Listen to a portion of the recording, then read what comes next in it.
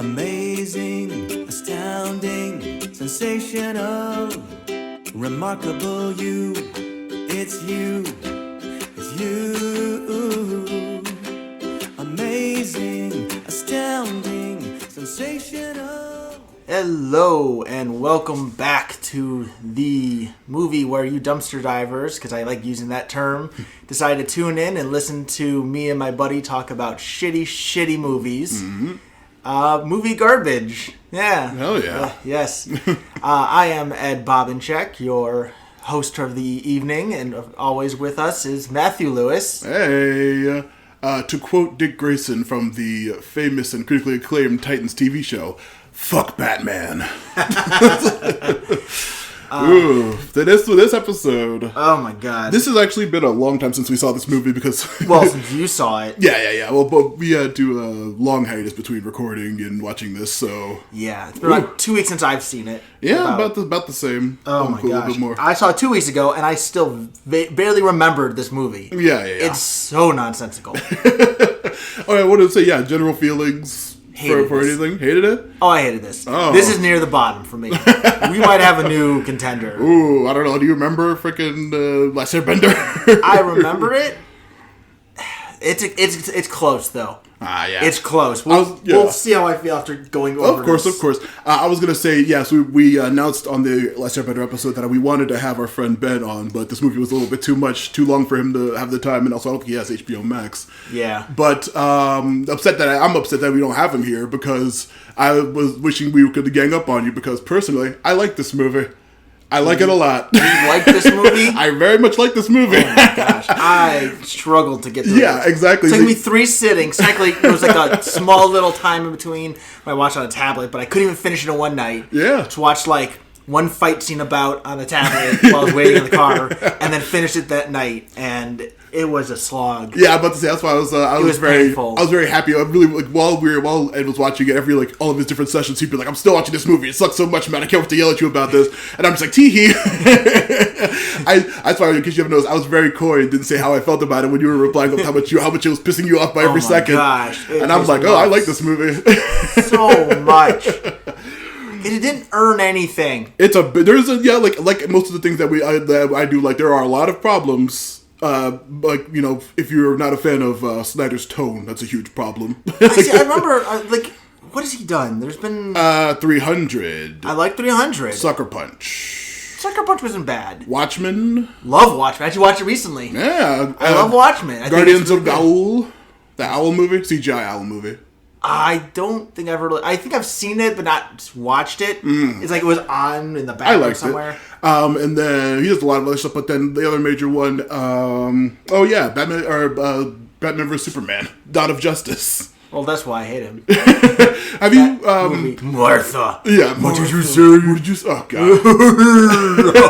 Is that, by the way, that is where the Superman dies at the end, Yeah, right? that's where he died. Okay, because that whole opening of this movie, honestly, I completely was like, the fuck? What's the movie again? What happened? I always get, like, for when the first came out in the Joss cut, which, I think is objectively terrible. I think that's 100 times worse than this. Did you ever see the original Justice League? Yes, actually. I did watch it. Not Batman vs Superman, because they are, like, almost the exact same movie. Very forgettable. I did watch it originally. I don't remember anything from it. Yeah. Like, I rewatch it for the first time, even though I've already seen it. When I watched this stupid 4-hour long the 4-hour. You watched the original before watching the 4-hour one? Not like recently, but when it first came out, I think we watched it together. Yeah. Were you with us when we did that drinking game for Batman vs Superman? Yes, because we were at my apartment. That was amazing. Yeah. Yeah, that was the most entertaining part. And there were moments that I thought, like, the extended version of that did kind of help. Yep. Some of the detective stuff was cool and all that. Yeah. It was the main plot that was garbage. Yeah, exactly. I was gonna say, just like the history of the Snyder Cut. I was gonna say, compared to the, do you remember much enough to compare this one to the Joss cut? To the original? To the Joss Whedon cut. Yeah, I don't remember. I couldn't tell you the differences between. No, you remember movies. how like stupid Steppenwolf looked in the Jaws cut compared to the one? He had like a weird skirt instead of a metal suit. I honestly didn't even remember who the villain was. Like, I only knew his name near the end because they started saying it so much. But yeah, exactly. I was like, who the fuck is this? I guess you don't remember about literally probably when this version of the movie was announced, probably like, well, you can't base time anymore because it's 2020, but probably like years ago when they announced this, I sent our group chat on Discord a picture of a weird green guy in like a Peter Pan outfit with a green feather hat. That's Steppenwolf in the comics. He's like a regular green-skinned idiot, human-looking guy with a stupid pencil mustache and like a green Robin Hood hat. I would have preferred that. That's comic stupid Steppenwolf. I mean, I would prefer that to whatever the hell was going on in this movie. This movie used too much CGI.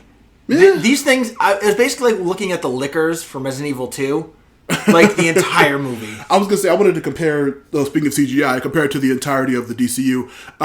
Did you see Aquaman? Nope. You haven't? I have not. James Wan, freaking amazing director who we love from a ton of stuff. Yeah, like he's Crank a good director. I love that movie, but it is of course underwater and there's lots of cool monsters and armor and stuff. And compared to the Atlanteans in this movie, they fucking kicks the shit out of them. But I was gonna say, question though, does some of the like.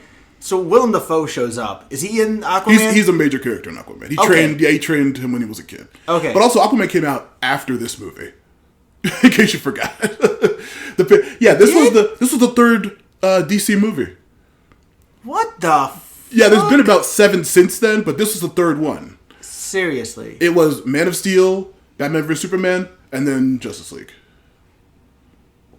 I think. Oh wait, no. I think the original Suicide Squad came out before. Does that count though? It doesn't. It doesn't. Yeah. It doesn't count. It had been literally retconned by the new one. Have you seen the new Justice League? Not yet. Not the new. You have to see that. That movie's amazing. I'm gonna get to it. Yeah. But I'll say, so you haven't seen too many of the DC movies. No, I remember seeing Batman vs Superman with us when we did the drinking game. Yeah. I did see the Man of Steel. The only thing I remember was like two cities getting completely devastated, which apparently Superman still saved the day, and he broke Zod. I do remember Michael Sheen in that movie being like the best. Michael Shannon. Michael Sheen would be a different movie. Michael Shannon being. I like him. He's great in everything. He's great in everything. And I thought he did a good. I don't know enough about Zod to be like, oh, he's not perfect in this. I don't know anything about DC. A character. I really don't know much about DC, but Zod, I thought he came across as a good villain. He was. He's always. Yeah, Michael Shannon could just show up and do anything and be like the best part of the movie. Yeah. I was gonna say, you don't know much about DC. That's another reason I wanted Ben here, just so you could freaking gang up on stupid, boring, esoteric this is my DC podcast, knowledge. so I would have shut of that course, down. Yeah, exactly. I was gonna say, did you ever see They Came Together, the Paul Rudd? Yes, that's what it was called. I bet you're gonna look for that recently. The ending where Michael Shannon just comes they come in like, oh my god, your boyfriend's out of prison, and he just shows up with a giant sword. It's Michael Shannon with the sword at the end of the movie out of nowhere. I gotta rewatch the movie. I remember that. That was a good movie. That movie's amazing. That's a satire film, right? Absolutely, it's a comedy. It's a rom-com satire. Like, yeah, it's an amazing, actual good parody. It's probably one of the last like actually excellently done parody movies. It was so funny. I remembered it. I couldn't remember the exact name. Yeah, but I knew that it was purposely generic. They came together, but yeah. But I remember they came together. So I'm like, oh, that's the jokes. They came together because sex. Sexual tension. But we're so like, of course, our typical tangents. I mean, it's better than talking about this garbage. Compared to, the DC things you've seen. You've seen Man of Steel. You barely remember. Batman vs Superman. It was fun because we were getting drunk. Yes. Did you see Suicide Squad with us? Yeah, we watched it. Remember? Me and you or everybody? Yeah, you and me. Okay, we watched that downstairs one day. I saw it like 3 or 4 times, honestly. Even though I'm like. I think we watched. I think it's like a 7 out of 10. But did we watch Alien Covenant or the Alien Requiem or whatever that day as well? Alien Requiem or the second Alien vs Predator? Oh yeah, I think so. Yeah, we watched that. And we watched Suicide Squad. Yeah. Which I was okay. It was all right. Like I said, it's a solid 6.5, 7 out of 10. But I've seen it more times than I think I'd want to. Yeah, it has a ton of problems, but like it's a lot more. At least there's characters in it. Yeah, but like this movie, when it was absolutely destroyed by Joss Whedon and WB producers, the Suicide Squad was also really chopped and screwed. Like I remember back then, early DC, everyone was complaining about the editing in these movies being terrible, and like how they all felt chopped together and thrown together. That was another one, and now there's a campaign like there was for like released the Ayer cut. David Ayer directed Suicide Squad. They want like a free version of his. They got a free one. They got a great movie. Yeah, with James Gunn killing it. Yeah. But yeah, after that, you see Wonder Woman. Nope. The first one. You've seen Shazam, right? Nope. I thought I went with you to see Shazam at the movie theaters. Nope. Jeez. You saw Aquaman? No. Nope. I haven't seen Wonder Woman 1984. Well, that's actively a terrible movie. I would have, if I didn't want to have a mildly good discussion with you about this movie, I would have made us watch that, which is actively a terribly stupid bad movie, which I hate. And I love everything DC. I'm the biggest DC mark you'll ever see, and that movie sucked. But I'm tired. I don't know. The Suicide Squad you didn't see? No, not yet. Okay. That is on my list though. I can't get into this because DC does the same thing over and over and over. I wanted to see Shazam, and that's I feel like one of the only interesting things. I can watch Batman 1 billion times over. Same with Superman. We got Wonder Woman, which was nice.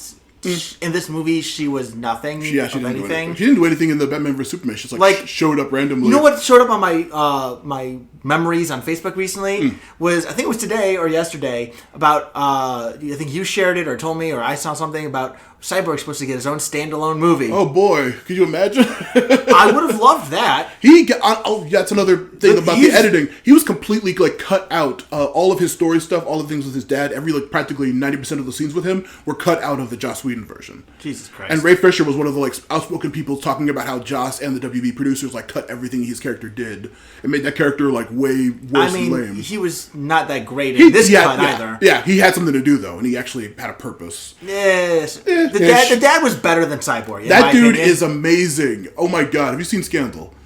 I was talking about the character, not the actor. The actor is amazing. I don't blame any of the actors. He's a huge actor. I will say I don't blame any of the actors in this. I blame the writing and the direction and the cinematography. Yeah, the tone that people complain about for DC movies. And the editors and the CGI artists. I blame all of them. But the actors, I don't blame because you only do what you can do. Yeah, and you could blame them for the Josh because they put them in a lot of post-production jokes and bad line reads in that version, but I couldn't tell you what the fuck happened in I was gonna say, somebody in a podcast we both love, How Did This Get Made? They mentioned that after Man of Steel and then going forward up to this movie, people felt like they tried to ape the Nolan Batmans as the tone for a Superman movie, which is nonsense because that's not Superman's tone at all. And then that just carried over into Batman vs Superman and this movie and Suicide Squad. The dour gray ugliness. That's actually why I thought the moments of Suicide Squad that I liked were when the characters got to be characters. Yeah. When the plot actually happened, they were trash. I didn't even hate the Joker in that. He was okay-ish. Oh, yeah. I have no real issue. That's my controversial take of this podcast. I don't hate... You're indifferent to Jared Leto's Jared Leto, I'm okay with the different take on the Joker because, I mean, if you think about it, Heath Ledger's Joker and Jack Nicholson's Joker are nothing alike. Yeah. They're very different. So if I wanted to see those guys, I'll watch them. I want to see a new take on the Joker. Yeah, I like this weird, creepy gangster club owner Joker. I liked it a lot. I liked his performance. It was intimidating. It was very interesting. And also, we have a conversation to have at the end of this about what the hell I personally immediately tweeted, is he Jason Todd or is he Joker? Also, you haven't seen another movie. You haven't seen Joaquin Phoenix's Joker. Not yet. Okay, Jesus, guy. Come on. I have 2 young children. Absolutely, I understand. And now I'm streaming, so and also you came in on the DC universe, and I think, like you, most people got off after either Batman vs Superman or this. Batman vs Superman. People were like, I'm out. But they deserved to, because that movie was garbage. Yeah. But it was Martha, what did you say? Yeah. Martha. Up to that point, like I said, the tone was like a bad... Harvey Dent. Yeah, a bad... Can we trust him? I'm not wearing... What? What's the line? I'm not wearing hockey pads. That's what they were all trying to be up to that point. This is a fancy restaurant. It's a fancy restaurant. Hey, pretty good finger moments. You gotta have it. I was gonna say, after that, Wonder Woman was a lot brighter and funnier and not funny, but it was lighter in tone. Even though it was World War I, it was still grayish. Shazam, absolutely that was a colorful, blast. Right? Yeah. That's the thing I think that Marvel got lucky with. I rewatching it and going back, I did enjoy some of that Phase 2 with Ultron and the I liked Winter Soldier going back. Rewatching it now, but watching some of the tones of that, I think that's where Dark World and Iron Man 3 kind of fell down a bit, was they kept that darker tone that those movies earned. And it was Thor Ragnarok and Guardians that picked that, especially Thor Ragnarok, where you took the color, you put the color back into things. Absolutely. And that set the tone, I think, for Infinity War and Endgame. Because as dour and dark as those movies were, like, the coloration of they're them beautiful. So good. That's why I need you to see, you said you haven't seen Shazam. Correct. You should, because it's really, really good and very popular color-wise. And then after that was Aquaman, which I think is probably tied with the Suicide Squad as the best DC movie. Ooh. It is absolutely beautiful. Like every single is the water effect better than in this movie? Oh my god, dude! Because that was one thing I hated. It was the like armor. I'm gonna show you a scene. It was in freaking one James Wan fight scene in Aquaman is like better than the entirety of this movie. I'm apologizing for. I'm gonna be apologizing for this entire podcast. But like everything is so beautiful. The Atlantean outfits are way better. Everyone's Amber Heard, noted piece of shit, does not have her weird, terrible accent she has in this movie. I didn't pay attention. Yeah, I couldn't tell you who she even looks like. But yeah, fuck her. But yeah, no. But like her outfit way better. Jason Momoa actually charismatic and fun to like pay attention to. My issue was everything looks beautiful. The whole Atlantis stuff was garbage in this movie because it was so slow. There's no stupid. You know what it looked like? It looked like the GameCube Aquaman game. I gotta remember where it was dark and murky and just gross looking. It was like literally they were acting in gross water. I know they had to make the stupid bubbles to talk. Why? That is not in Aquaman. This is my notes. I'm like, why do they have to make an air bubble to talk? And otherwise they make like weird dolphin chittering noises. That is absolutely not in the goddamn Aquaman movie. Dude, Aquaman movie has a freaking bass drumming octopus while Aquaman and Orm have a fucking trident fight in the middle of an arena when everyone's cheering, and it's a fucking great movie and it's fun and light. That sounds so enjoyable. It's a great movie, and James Wan, like Malignant, everything James Wan does is amazingly great, and that movie's funny. It's beautiful. Did he do Sinister, by the way? Was that him? Yeah, he did. He did. Okay. Conjuring too. That's right, the first one. Yeah. He didn't do the other ones, I think, though, right? I think he's tertiarily just a producer on those. Yeah, but yeah, Conjuring was the best of the universe, and then Sinister was great. Sinister was fantastic. We saw that, right? Yeah, we saw that. Of course, we love movies, guys. And we saw, I think we saw another movie that day that was a little more disappointing. It might have been one of the Paranormal Activities, probably. Which I think I saw, by the way. There's a trailer for a new one coming out. Another, really? It's like Next Legacy or something, or Ancestors. I don't even know. I'll check that out. But yeah, James Wan's a fantastic. Aquaman absolutely kills it. After that, what was it? I want to say probably the Joaquin Phoenix Joker, which was a separate, maybe not AU thing. It's pretty good. Speaking of AU, that's something actually I feel like DC is. They're geared towards it. Yeah, like. The opening logo of this movie looked like the Marvel logo. That was my first take. The Marvel, like after the weird 4:3 aspect ratio, I watched that intro and I wrote in my notes Marvel logo versus DC logo. They've been putting that on all their stuff, including all their animated stuff like Young Justice, which we cover on Action Toon Bros. Gotta chill. And then they put that in front of their animated shows. They put that in front of their TV show. They put that it's a good logo. It just, to me, it looked like they're trying to do Marvel, and I'm like, this is actually the biggest problem. And I'm nobody, so who am I to say this? But I've even said my take is what they should do is they need to take all these weird characters that we've never heard of or vaguely heard of and give them TV shows and give them movies. Take what works. Keep that. If it doesn't work, rewrite it, try it again, and you just turn... Because isn't there a whole thing where different universes all exist and happen simultaneously and mesh together? Well, yeah, if you watch think about it, the CW Flash show, in case you might know, you definitely don't follow the series. They had in Crisis on Infinite Earths event, Ezra Miller as this Flash on the TV show from a different universe. Like, what the hell are you? Like, you're the Flash? No, I'm Barry Allen. No, I'm Barry Allen. They need to do something like that because I think you can write away the bad stuff. You can do kind of what Wargaming does with their games, where they give it to all these different little studios. Yeah. They promote the really good games and they kind of bury the old stuff and retcon it out of existence. If DC were to do that, they would be doing something that Marvel's not. Yeah. Marvel is creating a very long, multi-universal timeline thing. Yeah. If DC were to retcon things away and fix things, I feel like it'd be more enjoyable and things could stand alone on their own. They could find out, because I mean, who the hell even really followed the Guardians of the Galaxy before we got that movie? Literally nobody knew who they were. Exactly. But now they're massive. Yeah. And they're fun, and that was a fun movie. Exactly. They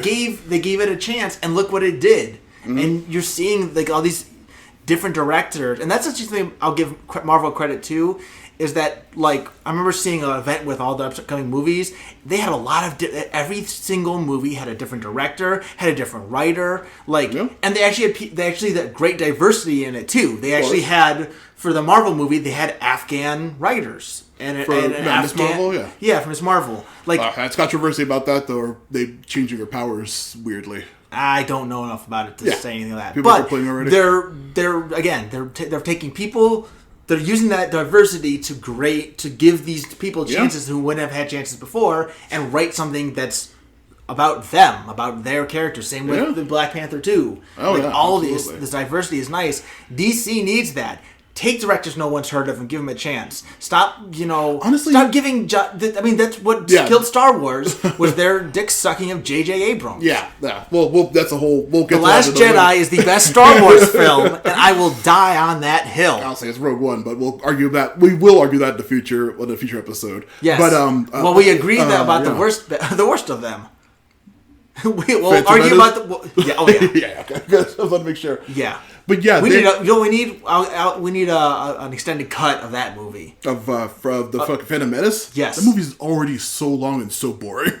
Listen, if you get some actual better stuff in there, if they made a different movie, exactly, it would be so much better. Turn this, make a whole different movie. Yeah, but speaking of diversity in characters and protagonists, I'm trying to remember Black Adam, a character who pound for pound, honestly, my number one favorite DC character. Singularly because of the comic 52, which I had Ben read, which once again, another regretting he can't fucking gang up on you.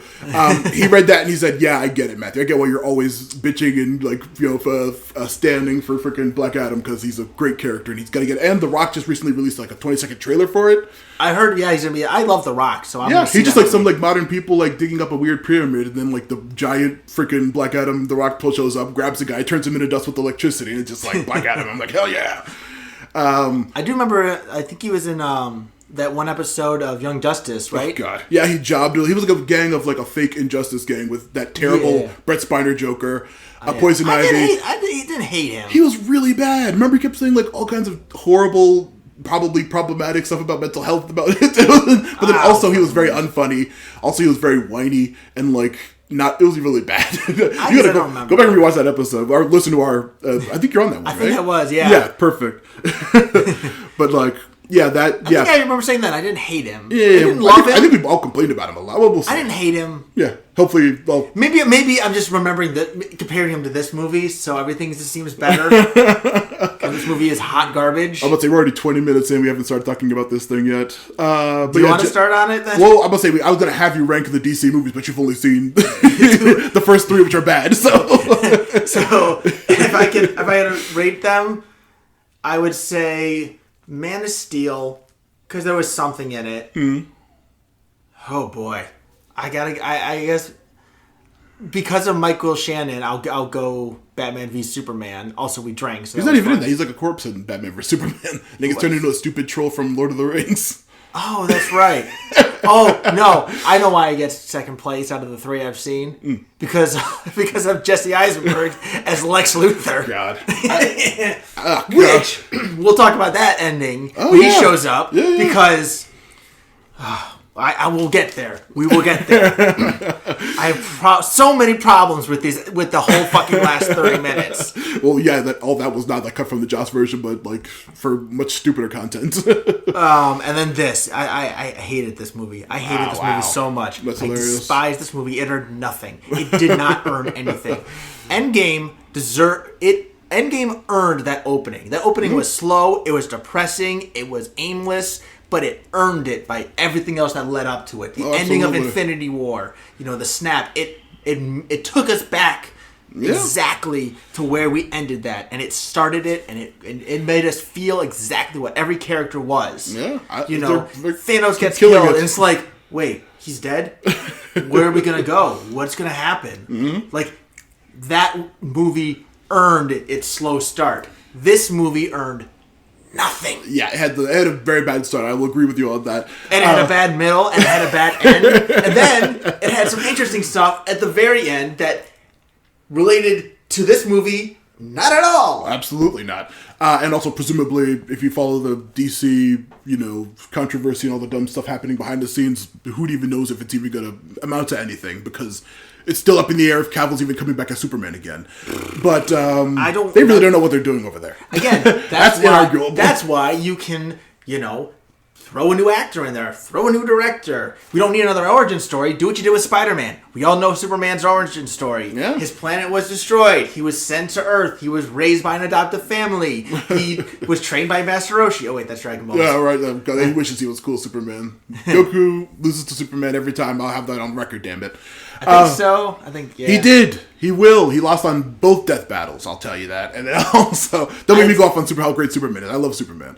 Controversial take, which I know I've made known multiple times on every episode of Young Justice I can. I fucking hate Batman. I fucking love Superman. I don't hate Batman. I hate when he's the main...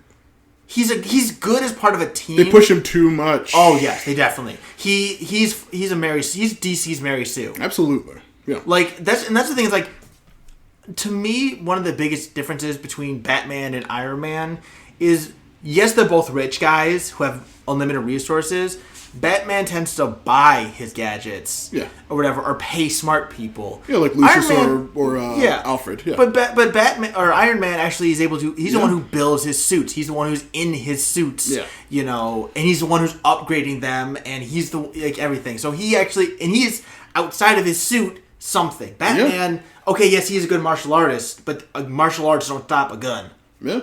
Iron Man can stop a gun. Plot armor does. Plot armor does. Unfortunately. But if you took that away... Of course. Yeah. You know, and I feel like Batman is just perfect. Okay, his parents are dead. But, like, Iron Man has the alcoholism. He's got the ego. Like, he has these other things to overcome. Even Iron Man 3 with the whole plot of... Extremis? But when he gets like the whole PTSD from New York, PTSD from the which again it carries over into Age of Ultron too. It humanizes him. It gives him a character. Batman is just a Mary Sue, perfect individual who's able to take out anybody and do anything he wants, no matter what. I was gonna say, it's just he's like I said, I will never. His villains are great. His villains are amazing, but also like. The Bat family, I absolutely love. I gushed about them for hours on Young Justice. Any Robin, Tim, or Dick Grayson, or Jason Todd, or Stephanie Brown, they're all great Robins. And then the Batgirls are amazing. All like Cassie Kane and all of them, they're all amazing characters. I love them, and I wish they got their own show. But keep Bruce the fuck out of it. That's one of the good things about Titans, which is a show with ups and downs. He is not in it. Bruce is mentioned, but not important. Isn't there supposed to be a Batman Beyond coming out live action? Oh God, I hope. But like everything, it's still up in the air. Like just how The Rock has been cast as Black Adam since 2007, before the MCU existed. Before the MCU, he was cast as Black Adam, and that movie's not out in 2021. So. That would be. It's been rumored, movie. Just like the Static movie. I remember the DC fan that was like, "Oh, they're announcing a Static movie," and then like when Gene Smith, wasn't he the one supposed to do it at that point? When I posted that in the chat, I remember literally last year at the DC event, they also still announced the freaking Static movie, and then like years ago, they also still announced a Static movie. Was it a show? No, movie. I thought they did it. Was no, they said a show. No, they said movie. Like WB just barely knows what they're doing. So, well, I mean, this movie's evident. Absolutely. In another effort to prolong this goddamn episode from talking about it, speaking of Batman and Superman, ranking actors, who's your favorite Batman? My favorite Batman is definitely Michael Keaton. Really? Yeah. Huh. Michael Keaton. There's Michael Keaton. There's Christian Bale. There's Ben Affleck. And that's it? Kevin Conroy, you bastard. Never really watched the animated show. Yeah, I know. The podcast is over. I'm taking the 3 live action. Of course. Also, animated. Terry McGinnis. Our animated don't count. Oh, they do count. Not for this. The animated is actually good, and it does the interesting stuff. Yeah. So animated is staying out of this. We're talking about the live action George stuff. Clooney. Val Kilmer. Val Kilmer. So Michael Keaton is number 1. I feel like, because he... Oh, then also... he looked weak as Bruce, but tough as Batman, in a way. So I thought that was a good... whatever. And I'm not counting Adam West, because that was before it was taken seriously so much. I was going to say the British dude at the end of Resident Evil 2. He plays Bruce in Titans. I haven't seen Titans yet. It's not worth ranking. I'm trying to think who... So... I barely remember. Honestly, I barely remember the original '90s ones. Like Kilmer and Clooney and Keaton are not like, they don't even like enter my like periphery thoughts about Batman personally. I thought Keaton Keaton he just had a good flow, and and it might have been the direction and writing of those films, of course, but they're memorable. Like I love Batman Returns almost as much. Like I love Danny DeVito's the Penguin. I thought Michelle Pfeiffer as Catwoman was good too. Oh yeah, and Christopher Walken. Forgot Robert Pattinson.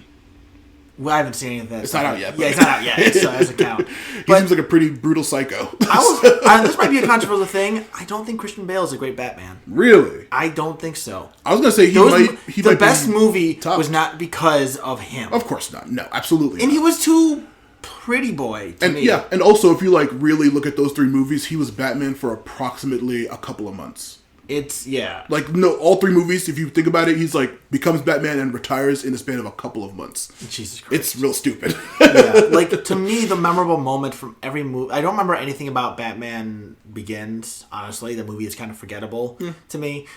But the Dark Knight is Heath Ledger made that movie. I was going to say, I'm not wearing hockey pads made that movie. And then was it Dark Knight Returns? Yeah. To me, until the stupid twist that Talia al Ghul was the real mastermind, Bane, I thought that Bane was awesome. Yeah, Tom Hardy killed it. He killed it. He's killing it as Venom. He's killing it as Bane. To me, like I know what I know about Bane was he is the big brute over stupid, with the whatever, and he's not. He's dumb. Oh, he's shit. dumb and strong. I just got that. the steroid is called Venom, and then Tom Hardy played. Dumb. But like until that twist happened, him being in charge, being a leader, all that was cool. Yeah. I liked that. He was a very intimidating character. Yes, and then Talia al Ghul showed up, and it ruined everything with her bad death scene. I don't even remember that. She has a comedically awful death scene in the truck at the end of that movie. It's all dumb. The ending of that is so stupid. But we're not talking about that movie.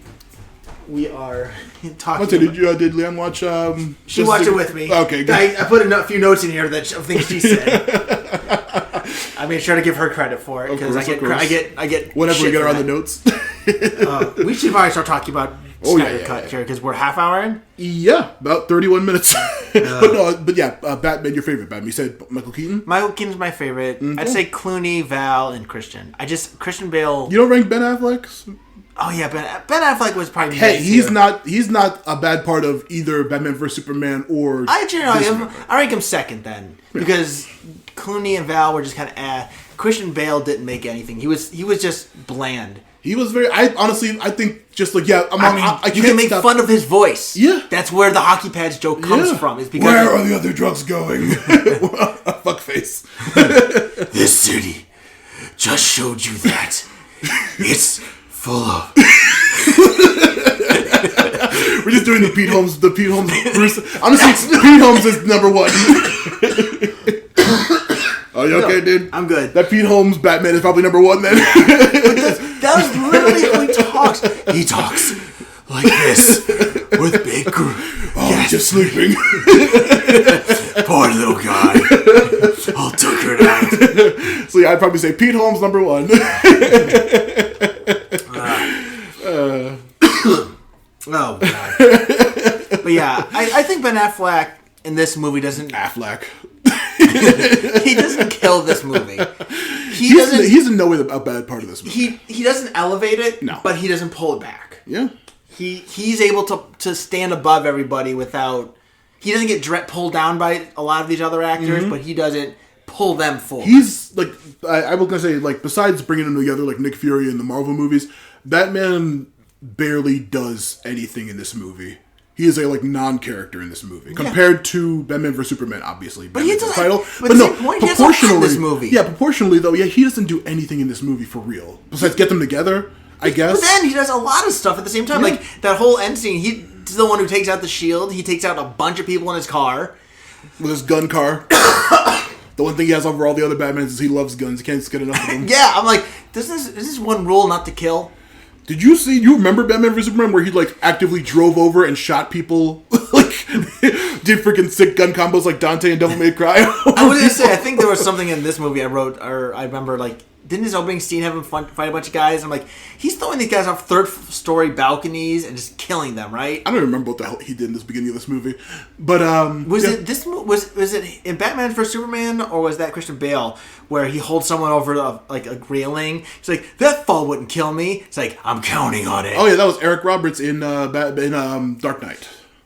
That was Dark Knight. Yeah, second one, yeah. Okay. Because he's trying to fight. Because like later on, that guy's in a car with Harvey Dent before he flips the car over and somehow survives. Yeah. Those Nolan movies, no Nolan movie has ever made sense. I'll argue that forever. But Dark Knight was good. They look beautiful. His movies are gorgeous. His exposition is terrible, and his stories are nonsensical. Good acting though. He's a great director in terms of visuals and directing the actors well. Yeah. I'm not a Nolan fan because you didn't know. I fucking hate Interstellar. But I haven't seen that one yet. And Tenet is actively nonsense because they tell you 10 minutes into the movie, hey man, don't worry about it. Like, that doesn't make any sense. Don't worry about it, man. So that's when I stopped paying attention to that movie. I didn't give it a shot. I would have you rank the Superman. We are 35 minutes in. Do you want to do that? Do you want to start? I've only seen this one carve. I never saw the original. Brendan Routh. Who? Superman Returns. In the aughts. The only thing I remember from Superman Returns... That's when he lifted that Kryptonite island into the sky. The only thing I remember was from the trailer where a bullet hits him in the eye. Yeah.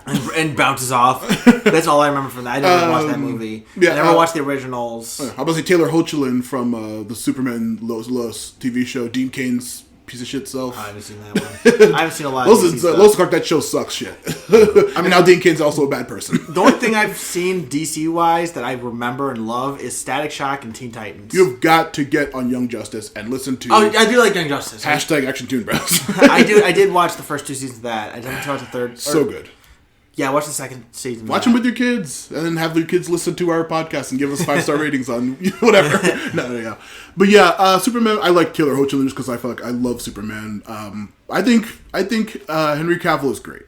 Yeah, I don't. He doesn't do anything in this movie. He has like 2 lines, but he looks great. He's a sexy man, and then also I'll give you that. Also, he's appropriately way too powerful.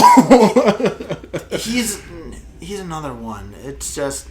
Henry Cavill, or I agree. Have you seen The Witcher? The problem with his Superman, I think, is the costume. It's so drab. Yeah, everything's muted in these movies. Yeah, everything. There's no color. There's no fun. Yeah. I think there was one thing I liked near the end, the red lighting while Batman's in his gun car. Yeah. But the background was more exciting than the enemies and the gunship because or the gun car. Because I'm like, you can't tell anything. They just blend together into garbage, mush. Yeah. But the background was pretty interesting, I thought. I'm about to say, you remember that entire ending fight scene was tinted in a big weird red bubble in the Joss Whedon version? Wasn't it in this? No, it was more everything was weirdly red. Oh, I don't remember. Much uglier looking. I don't remember. I remember this movie. I saw it 2 weeks ago. Of course, yeah. How am I supposed to remember something I saw when it first came out? But yeah, have you seen the Witcher TV show? Not yet. Okay, it's fantastic. It's on my list. Yeah. But yeah, but also I'm a huge mark for him because he's a huge nerd and he loves Warhammer. So that's why I love Henry Cavill. But like I said, I don't blame him. Again, I think it's just poor. He was given a poor writing and poor direction, and is nothing. Yeah, I'll never say the writing in this movie is good, but I like the movie. So all right, we're gonna start this. We're talking about this movie now and get this at over exactly 37 minutes in. Yeah. So, by the way, before we even start the actual thing, I remember when we looked at the screen. I wrote notes about because they all have them all lined up. I'm like, Cyborg looks like a reject Transformer. Yeah. And there was a big Batman bulge. It's huge. I'm sure Affleck had them put that in. I was like, and then I said the DC logo looked like Marvel. LOL. Yeah. Weird. So, yeah, but before that though, we see a 4:3 format. Now, what'd you think of this? I don't even know what that is. The freaking aspect ratio on the movie. I didn't pay attention. Was it stretched out for you, or was it like a weird little cube in the center of the TV? I couldn't tell you. It was supposed to be a weird little cube in the center of the TV. A very weird choice. I couldn't have told you. Yeah. All I know is I didn't remember the opening, so I wrote what is happening in this opening? What movie was this? Why is there a Lord of the Rings troll killing Henry Cavill? I wrote that DJ did the special effects. DJ did? DJ did the visual effects. I caught that in the super 20-minute long credit roll. Yeah, the slow-mo of reminding Superman screaming while he's getting killed. Yeah. In that fight, that Scream was the stupidest thing in the world because literally, like, minutes earlier in that fight, you see Wonder Woman cut off Zod's hand, meaning she could easily kill him. But so they did not need the kryptonite thing at all. I couldn't have told you. Oh, no, So it's Super Scream that apparently reached everybody. Yeah, like, somehow this one Kryptonian dying, even though it didn't happen when Zod was killed, or the other 3 Kryptonians that came with him. Yeah, the weird trigger scream goes across the entire fucking planet and activates all the mother boxes. Yeah, how did the fuck that happen? Yeah, that doesn't make any goddamn sense either. So, why also, I'll poke holes in this dumb movie, why the hell were the mother boxes activated by a Kryptonian who's not native to Earth dying? Who knows? Who gives a shit? I said nothing and something happened at the same time. I don't understand any of it, and I don't give a shit about anything. Yeah, a bunch of weird boxes in a bunch of places activated or something. I barely understood what those boxes did now, and I saw the movie. I've seen 3 seasons of Young Justice, the last one which was all about Apocalypse and mother boxes, and I don't know what the fuck they were doing in the movie. So, by the way, this movie has characters. They're based on characters from DC. Yeah. SpongeBob meme. Yeah, exactly. Which I was like, yeah, okay, these are fucking from DC. This Cyborg is nothing like even the Teen Titans Go Cyborg is better than this Cyborg. Yeah, well, that's not saying much, but this Cyborg was a weird jumbly mess of. Like I said, I don't like his design at all. I think he looks weirdly jagged and bizarre.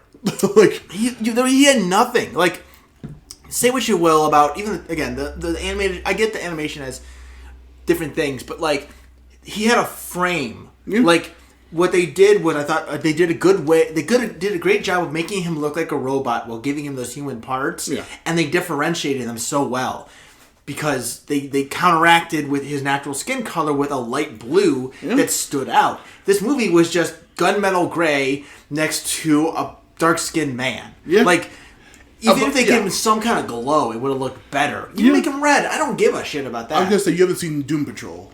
No. Because Cyborg's in that. The actor playing Cyborg is really funny. He's a great guy because it's not, this tone. Yeah. But it's a TV show, so they're not going to have a budget for CG. He just has, like, a metal thing over his, like, side of his face. And, like, he's always wearing, like, jackets or coats or whatever the hell to cover his metal body, but you can still see his hands are metal. That works better than this weird, like bizarre Ray Fisher it was just monster. So it was, and the thing too was he didn't have any. Also, we're already talking about Cyborg. He hasn't been introduced yet. Well, you got to see Batman on a mountain somewhere. Oh, that's right. And then we get our first title card, Part 1. Don't count on it, Batman. Why were there parts in this movie? I don't know. A line that is not said in this scene. He says Aquaman says a different line. Like, I don't think so, Batman. But part 1 is don't count on it. Yeah, that's right. There's random pointless singing a lot in this movie. Yeah, well, the soundtrack in this movie. A little tidbit of information, in case you haven't known from all of his other fucking films. Zack Snyder, originally a music video director. That's why he has long music sequences of very overtly relevant lyrics over every scene in his movie, from Watchmen to Sucker Punch. Watchmen did a great job. Yeah. Because he's a music video director, and he was allowed to do that more. Why the fuck was this movie terrible? Every scene, I wrote my notes at one point, every scene has the worst soundtrack you could possibly have. It was awful. Over nice slow-mo people falling or whatever the hell is happening during it. There were so many establishing shots, too, of the city. That makes more sense now that now you say he's a video director, music videos, because there's so many city establishing shots that did nothing. He does just extend the time. Yeah. I'm like, the fuck? What? Okay, you're showing us a city. Cool. What does this mean? Why do I have to spend 10 even 15 seconds going over a skyline to a random fucking city? I know. Well, it's just pointless. It was so. I'm about to say, I tried to be vague with my notes because I knew it was going to be a lot, and like I said, we're not starting it yet. I'm just going to say he meets Aquaman in a weird small fishing village. What do you think of this Aquaman introduction? It was. I think it was dumb and pointless. I think it was very uninteresting, especially when you compare it to the actual good Aquaman movie later that came out after this. It was very bizarre. Why was there a random Pacific Island man with these weird Scandinavian people who can barely speak English? Yeah, and how lucky was it that he happened to be there at the time that Bruce Wayne showed up? Yeah, somebody delivers fish to this village every year. Now, who is that? They say it's the Aquaman, and he's just like, "Oh, we don't know what you're talking about. Get out of here." Yeah, it was just. Yeah, that was very dumb. But then he dives into the ocean and jets off, and then he kind of like awkwardly jumped in too. Takes off his shirt like he does in every time he gets in the water. He has his shirt on, takes it off, and gets in the water. Happened about 3 or 4 times. I mean, did he have the same contract that Taylor Lautner had for Twilight? Just shirts everywhere. He has to contractually take off his shirt every 10 scenes. And then, fortunately, that weird Scandinavian girl just picks it up and sniffs it like a creep. I forgot about that. After awkwardly singing for a couple of seconds. That's right. There was a weird. That's where the awkward singing was. Yeah. I'm like, what the hell is going on? Why are these people just randomly singing It's out of nowhere? Awful. That's awful. What the fuck was this garbage movie? But then he meets Alfred. I must say, I'm trying to keep track of my notes. I wish I remembered scene for scene what the hell happens. Lois is buying some coffee in the rain and then visits Superman's memorial with some more on the nose lyrics. I forgot about everything. We get a nice speech from Diana about the Mascara we see doing stuff. I skipped around to the after that stupid scene with him. We cut to the museum terrorists. Yeah. Oh, sorry, not terrorists. We're reactionary terrorists. We have no ideology. Don't worry, we're not saying anything about any specific group. We're just crazy people who want to kill kids. Yeah. This is another stupid. This is a random apolitical group who just wants to do harm. And Wonder Woman stops us. Fucking dumb. Okay, she used the lasso of truth on the guy, and why did she have to point out that it was the lasso of truth for him to actually talk? For viewers who didn't pay attention to Batman vs Superman. Also, the guy didn't really give any information. No, he didn't answer her questions. Well, we're an apolitical group, not saying anything about any specific group of people. Isn't the whole point of the lasso of truth that they have to tell the truth? They can't hide or anything. They have to tell the truth. Yeah. So why did this guy not have to tell the truth? Well, he was under the lasso of truth. He did tell the truth, right? He didn't give her anything. Yeah, I told her they're a nondescript organization of people. Yeah, it was just dumb. Like they were dumb. It was a random scene just to reintroduce Wonder Woman to people who didn't remember or pay attention to Batman vs Superman. They did a terrible job because, like, I wrote, the effects were so lame, and they were janky and uncanny. Like, the way she moved in the CGI for the speed up was so... Yeah, the fight scenes were not like awkward. Yeah, the Wonder Woman movie was way better shot. Patty Jenkins is a better director than Snyder in that respect. But then after that, she saves those people, tells the kids they can be whatever they want when they grow up or whatever. She also, I remember, overkill by her. Also, way to not use super speed to take out like one random dude. She used super speed to take out everyone except for one random guy. Which one? The guy who she was stopping the bullets of the rifle? I think so, something like that. Yeah. Also, what the fuck was that primal chanting over all the the ancient lamentations or whatever? You watch sometimes it says like lamentation plays ancient lamentation wailing. So awkward. That's not even her. That's not even the music they use in the actual Wonder Woman movie. Even it's just a weird choice by Snyder. What the fuck that was there then? I don't even know. It didn't fit the scene. Yeah, well, it was so slow and quiet and calming in this crazy, stupid looking action scene. Well, you'll get plenty of it in the next scene with he's doing crazy action over here. We get plenty of it in the next scene with the Amazons meeting Steppenwolf, where there's a weird giant chamber with like 100 Amazons in it just permanently guarding the mother box. Yeah. Also, I wrote one of my favorite stupid lines here. Evil does not sleep; it waits. Yeah, What does that I don't mean? even know what that means. Yeah, that's our excuse for having all these people in front of this mother box that hasn't done anything. By the way, at this point of the movie, we are 30 minutes in. Like, how long have we been talking? We started 37? 47 minutes now. So 10 minutes. We've taken 10 minutes to get to the 30-minute mark. There's no plot at this point. This is just a bunch of random scenes to reintroduce people to all this stuff. Yeah. There is no plot. This box, what the fuck is it? Yeah, I don't know what it is. We see them weird at Superman's scream wakes him up or some stupid shit. But what the fuck does it mean? Like, even at this point, we don't get. I think it's not till like an hour or two in, and we get any after the intro of we get like a nice weird. Oh, there's a funny sequence of how we get that information. Wonder Woman sees a cave painting, and she knows all about Darkseid now. But that's several scenes from now, though. When we get to that, that pissed me off because first we have to see this gorgeous freaking these Amazonians getting killed like for 20 minutes by Steppenwolf, this huge loser jobber in terms of Apocalypse New Gods. I said this whole fight scene was sluggish. It was so awkward. Oh, I loved it. Freaking chucking horses. That was later on. I watched it like 4 times. In the temple? Inside it was so stupid. Yeah, he was swinging his axe like 3 frames and like holding his knees. While it was so slow and it was so sticky. Yeah, it was very like stiff and small, and it's like very small scale inside the stupid building. But then we get those sweet shot of all the. At this point, by the way, no, we didn't know what the fuck he was. We know what he was there. A weird metal man with the needle outfit. There was no purpose to this. A weird guy with horns and a needle outfit. Yeah, and a weird lisp talking about mother loves you or weirdo. Well, this pissed me off too. Was the way, and all the fight scenes have this. The whole speed up, slow down, speed up, slow down. It was standard. Yeah, Snyder signature move. It's also speed up, slow, speed big slow. Scene like this, it felt so. It ruined the action. Yeah, this is a very uninteresting fight scene. Something like Watchmen, it worked because they were human one-on-one people. Exactly, they were intimate fights, and they used. And also, it went far. Like the scene, like when the opening of that movie when the comedian's getting beat up, like. You're seeing blood and broken bones and nose and like... Even 300, another group fighting movie, has some of the most beautiful choreography you'll ever see. Again, but that also... It kept solid shots. This would slow down and speed up. It'd be like a zoomed out thing of just like really cool... It would like with 300, like one of the big scenes was them doing the shield by like whatever and like taking out people, but it was a solid static shot of this, and then with the armies coming in. Yeah, that was shot good. Yeah, this movie was not. Yeah, the scene where Leonidas like they first break the shields from the weird gap that they're in, and then he just goes out and then for like a solid, I think probably like 2 or 3 minutes, just like straight down a line and like a side shot of him just like killing all these people, and it's absolutely amazing looking.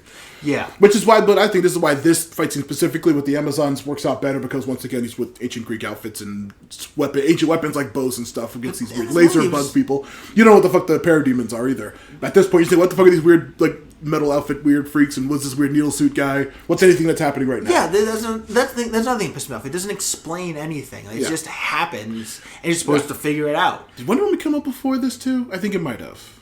Who fucking cares? Yeah, I know, it doesn't matter. It's dumb. It's dumb. Yeah, it is dumb. Yeah, it's but no, yeah, after the inside the temple scene, we get that sweet scene of all those giant muscle women breaking sledgehammer wooden bricks. I was like, oh, this is awesome. And then all right. And then the whole temple gets destroyed and everyone's dead. Yeah. And then Steppenwolf flies out of the ocean and starts throwing horses. What the fuck was this? And you know what I think too pissed me off about that is stuff like again going back to Watchmen is not only were they human, but the CG was used for the gore effects and everything. Yeah.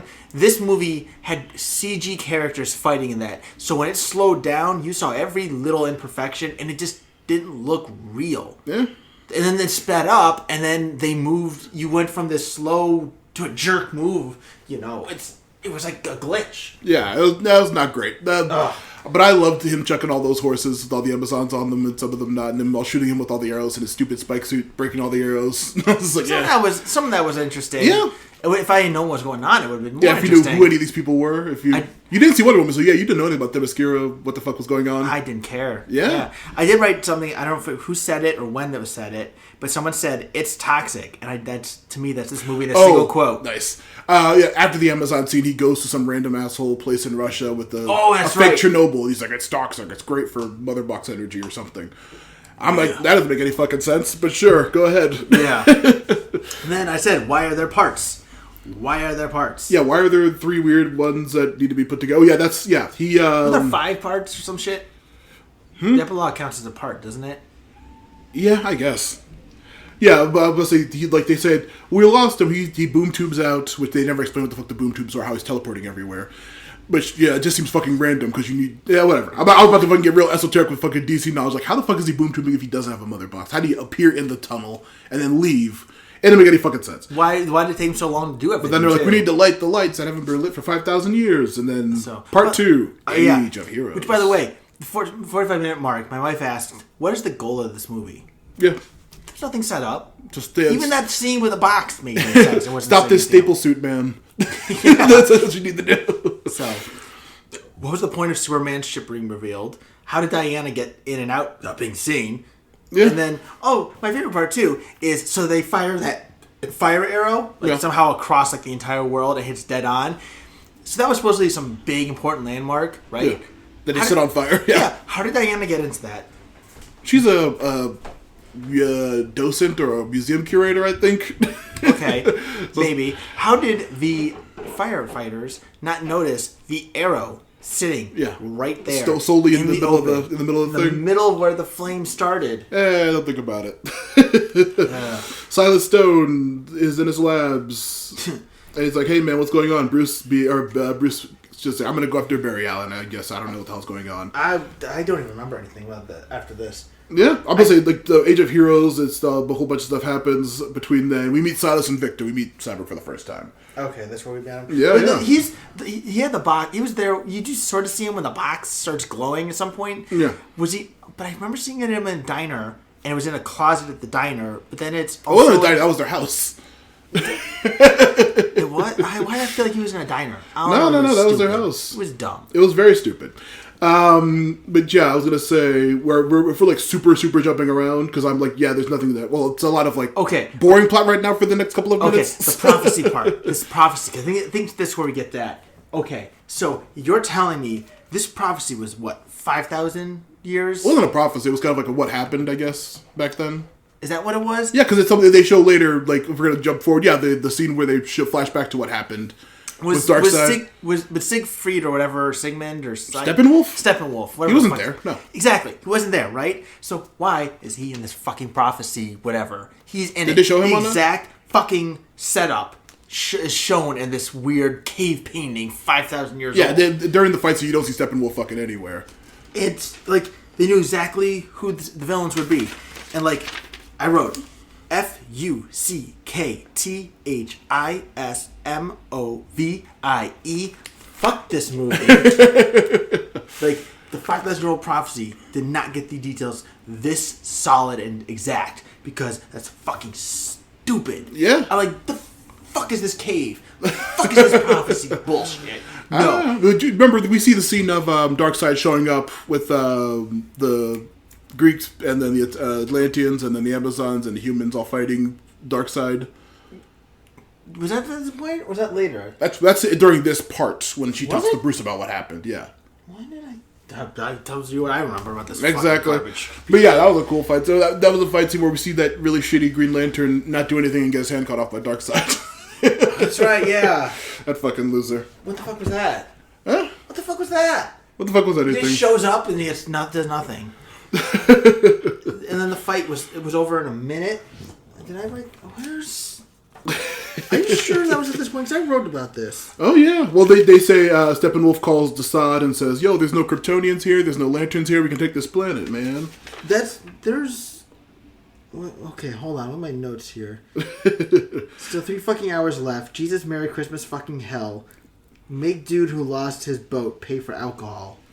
Oh yeah, that's right. Yeah, Aquaman saves. Yeah,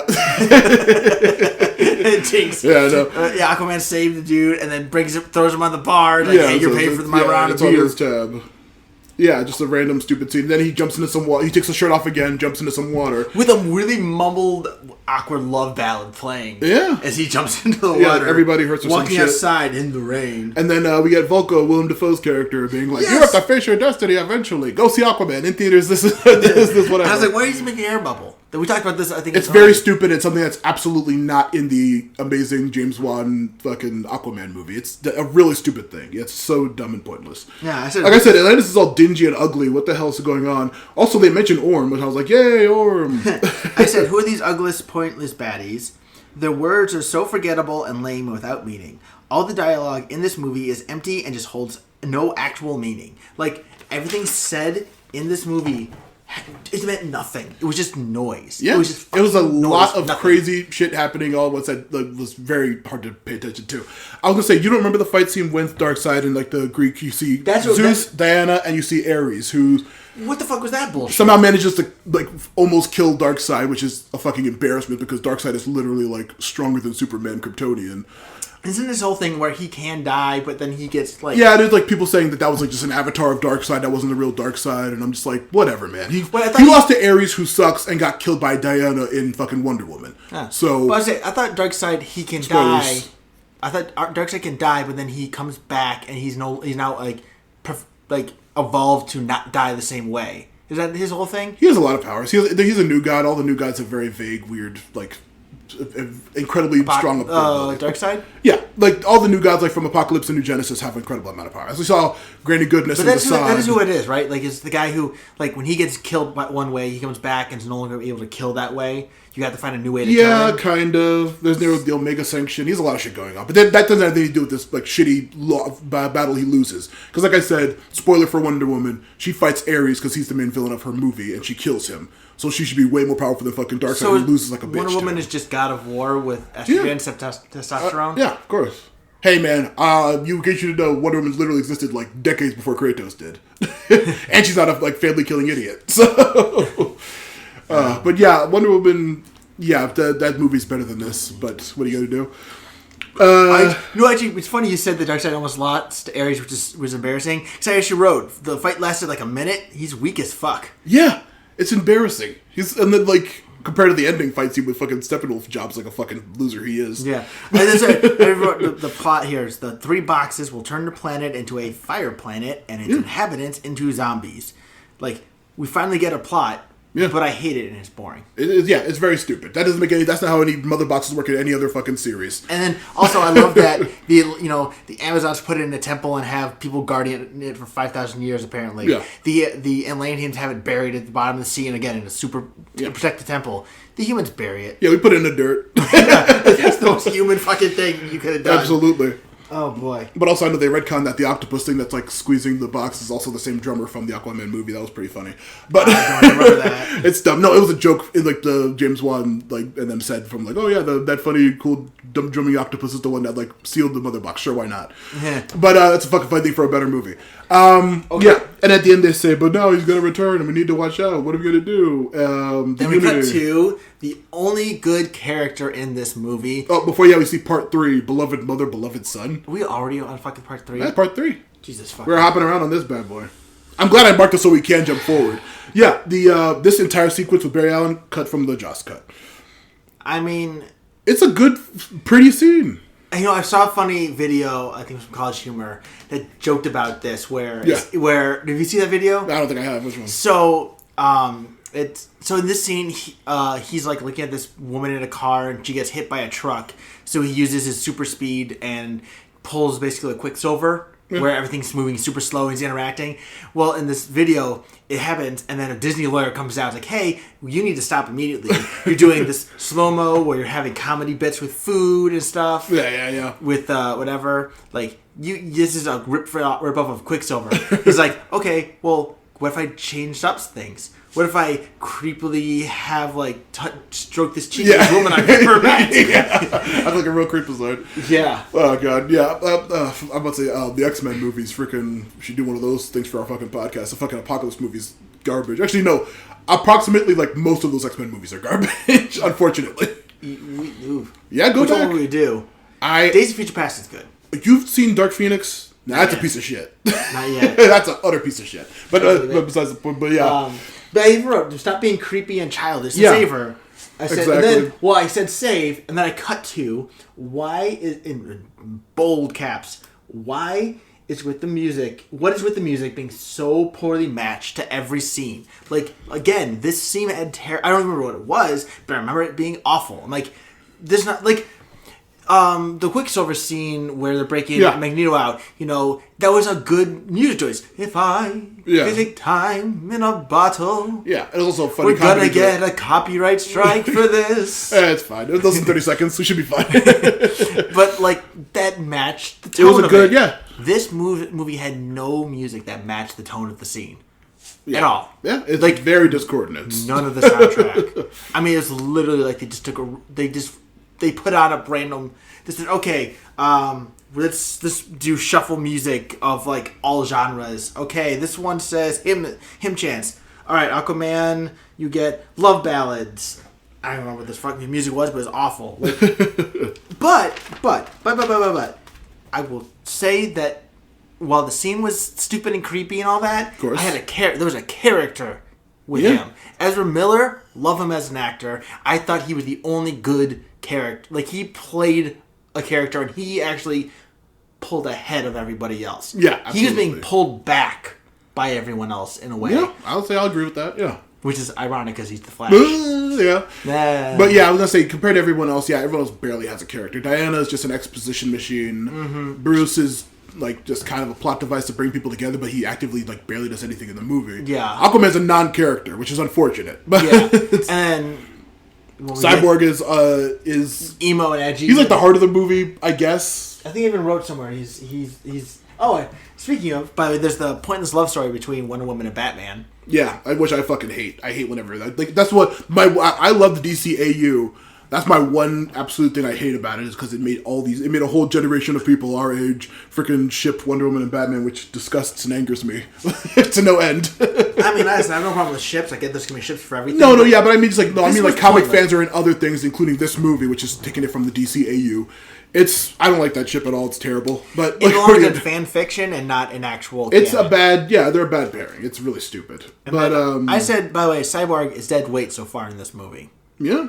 Even though, like, potentially, like, conceptually, he's, like, up there with everybody else in terms of, like, what he could do, but he's underutilized in this, So, even in this cut, he's underutilized. He's boring and he's stupid. Mm. And, by the way, slow motion again, killing the pacing. Also, they pulled the empty seat for dad cliche. They literally pulled an empty seat for dad cliche. Oh, yeah, this is when we get the flashback for him? Yeah. Yeah. And, he looks ugly. I hate it. The outfit's very bad. The design below his face looks like... It looked like nothing. I mean, literally, when I just said he looked like a reject Transformer... Yeah.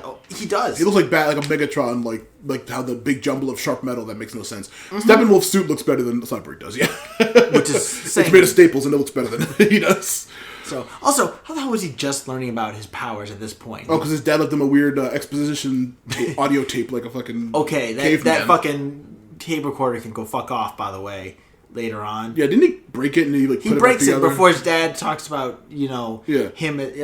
As by the way, I love you. Yeah. How's your dad? I love you. But he doesn't hear that just yet. He has to crush the tape after he finds out he can control stock markets. Oh my god. Okay, so here's what I wrote for this. Cyborg scenes are literally making me depressed with boredom and upset at the Mary Sue OP cliche horseshit.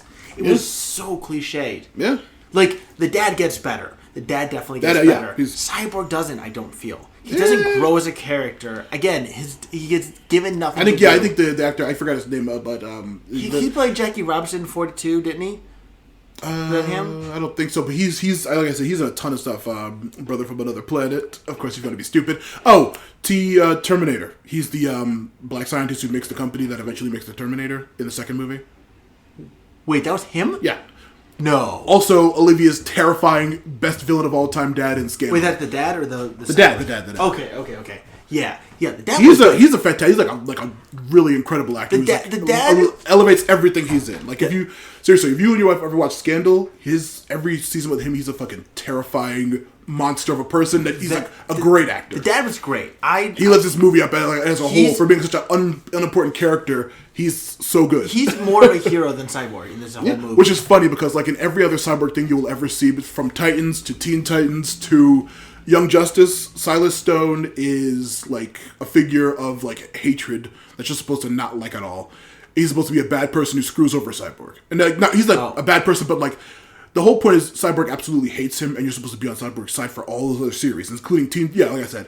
But he's so good in this. You're like, quit being a dickhead, Victor. Your dad's great and he's a cool dude.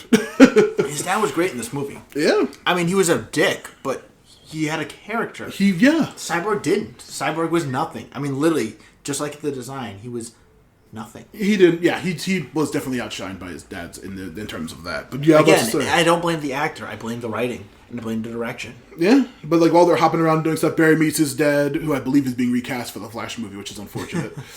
That dude who played in Watchmen, he played Dr. Manhattan. Oh, that was his dad? Yeah. Oh, shit. But he's being recast in the Flash movie, unfortunately, I think. What I heard. Oh, by the way, the hobos and hookers saw the alien moth. What? That's what I wrote. I don't know. They see an alien moth at some point, I think. And they're like, what? Yeah, like what? What attacked you? And it's like a shitty crayon drawing. It looks like Batman, but it's supposed to be the parademons. Yeah. Yeah. Why do these sketch artists have like a shitty crayon that they're drawing these pictures with? By the way, I wrote every origin movie is crammed into this movie. Oh yeah, that's another thing this movie was judged for, because they did not take the time that Marvel took. Ooh, my phone. They did not take the time Marvel took, and so they just crammed in like 4 origin movies into just this, which is so stupid. Yeah. All the other separate movies, Wonder Woman and Aquaman, are so much better than this, and it's so unfortunate. The thing that pisses me off about that too is like you don't get any baseline for these characters. No, like they're not. At no point is anyone given, except for the Flash, a character to grow from. Yeah. And even then, the Flash Aquaman's given literally nothing in this movie. Everyone is given nothing. Well, yeah, I would say. And like they're just shown, like.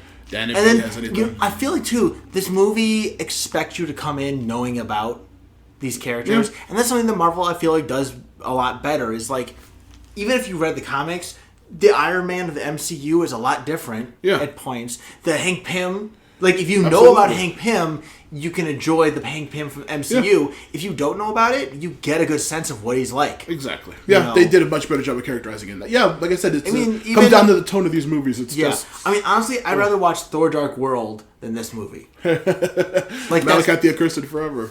Like that movie's not that great, and it's still better. Yeah. It's visually good. It's got great moments. Like I can remember certain moments, like when Loki's able to get stabbed and pull the pin on that like weird super grenade on Algrim. Yeah. Which I only remember his name because of Algrim Curse. Yeah, of course. From our D&D game back in the day. Oh, that's old school rough. Yeah. But, that's old school. Literally like around 8 years ago from By the way, I shared the exactly. I had to put that up on the Twitter. Which by the way, Thamkin's still the OP character for that, and he was robbed. He's the only one still walking the... Well, we don't know about Zephyr, but he's one of the only few walking the... Oh, no, everyone is. According to the Forgotten Mentor King book, now available on Amazon, Selva and Sven are alive, so presumably the robot as well. I guess we should throw some context of this. Well, no, I would say... I'd be a much more fun topic. Well, fuck this movie for a minute. So... We played D&D back in the day, and our group was initially started with 10 people, 10 players, and the DM. And we all worked together, and we actually worked our backstories together. So we all had done crimes against this kingdom. And eventually, trying to get 10 people to play D&D and schedule that was not easy. Yeah. We're all playing online. So eventually it cut down to me, Matt, friend of podcast, Chris, who is the DM, and Action Tomb Bros host, Ben. Well, we needed a way to write off everybody else. And we had just been to a shop. So it turned out that there was a dildo factory underneath and it exploded. Everyone died in a dildo factory Everyone died in a dildo factory explosion. We were very mature back then. Yes, 8 years ago. And I cut down and we turned it into an evil campaign. Mm-hmm. Then what was left was Zephyr the Dragonborn, who was trying to poison everybody. There was Ludop the Scion, who wanted to... Psionic, whatever. Who wanted to become... Bullywug Psionic, who wanted to become king of the kingdom. And Thamkin, who just wanted to kill things with his buddies. Yeah, of course. And he killed like 20 guards that kept coming at him until he finally succumbed to that. Which, by the way, he was fighting 20 guards on his own. Yeah. And he killed 20. And he was more. And Ludop, while Thamkin was distracting... all these guards, Ludop was able to get enough documentation and use his powers to kill the king, make himself the next heir and throne, and blame it on someone else. Of course. Thamkin gets knocked out. Zephyr just fucks off because he's like, well, fuck, I'm going to get out of here because I definitely see the writing on the wall. And Thamkin in the dungeon wakes up, sort of, to Ludop. You said something about the scorpion and the frog. The scorpion and the frog parable, of course. And he doesn't even do it himself. Yeah. Didn't even do it himself. He had some random guard. He loves his friends. He would never do that to his friend. Thamkin and kill him. But in a twist of fate, and because I love the character so much, Thamkin came back and won a tournament by one-shotting basically everybody. All these other player characters. I one-shot. And won and took in a super powerful, was it eye or something? Yeah, and I have a... That was like, I have a good thing. So in our D&D world, technically somewhere, there's a Thamkin who is super powerful with mentally and physically, but he's got the evil chaotic side, and he's also got this lawful good side. So basically, he'll destroy a town, but then rebuild it and make it full of orphans. Yeah. But then he'll kill half the orphans, but then he'll train the other half of the orphans to become super soldiers. That sounds equable. In case you haven't noticed, this is our backdoor pilot for our D&D podcast coming out soon. Someday we will definitely have one. Yeah, that long. Yeah, our tangents. No, we definitely should release sometime soon. Is get the recordings of the Pokemon Tabletop Adventures. Oh, absolutely. Well, anyway, we can't get too. We're already like barely focusing on this goddamn movie. I don't care about. Enjoy that little tidbit into our future D&D podcast, everybody. And by the Forgotten Minotaur King, he also has more information on Ludok's future. But still, back on topic. I have no idea where we are.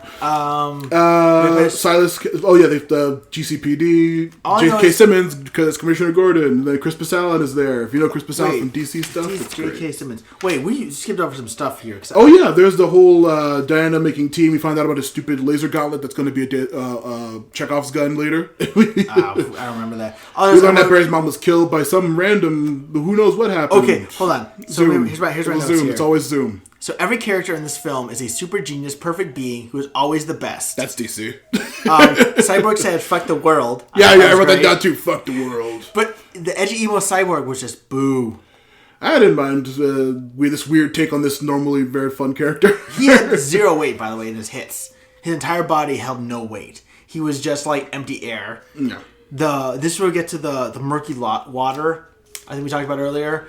The underwater box fight we've seen with a realistic water. Oh yeah, Mira doing weird dolphin trills. Yeah, and Orm won't send back up because that's stupid. I'm like, yeah, Orm, don't send back up. Those guys are dumb. That's a dumb thing to do. I mean, the whole action scene was so slow and sloggy. Yeah, once again, comparing it to James Wan. No, yeah, the James Wan fight scenes are amazing.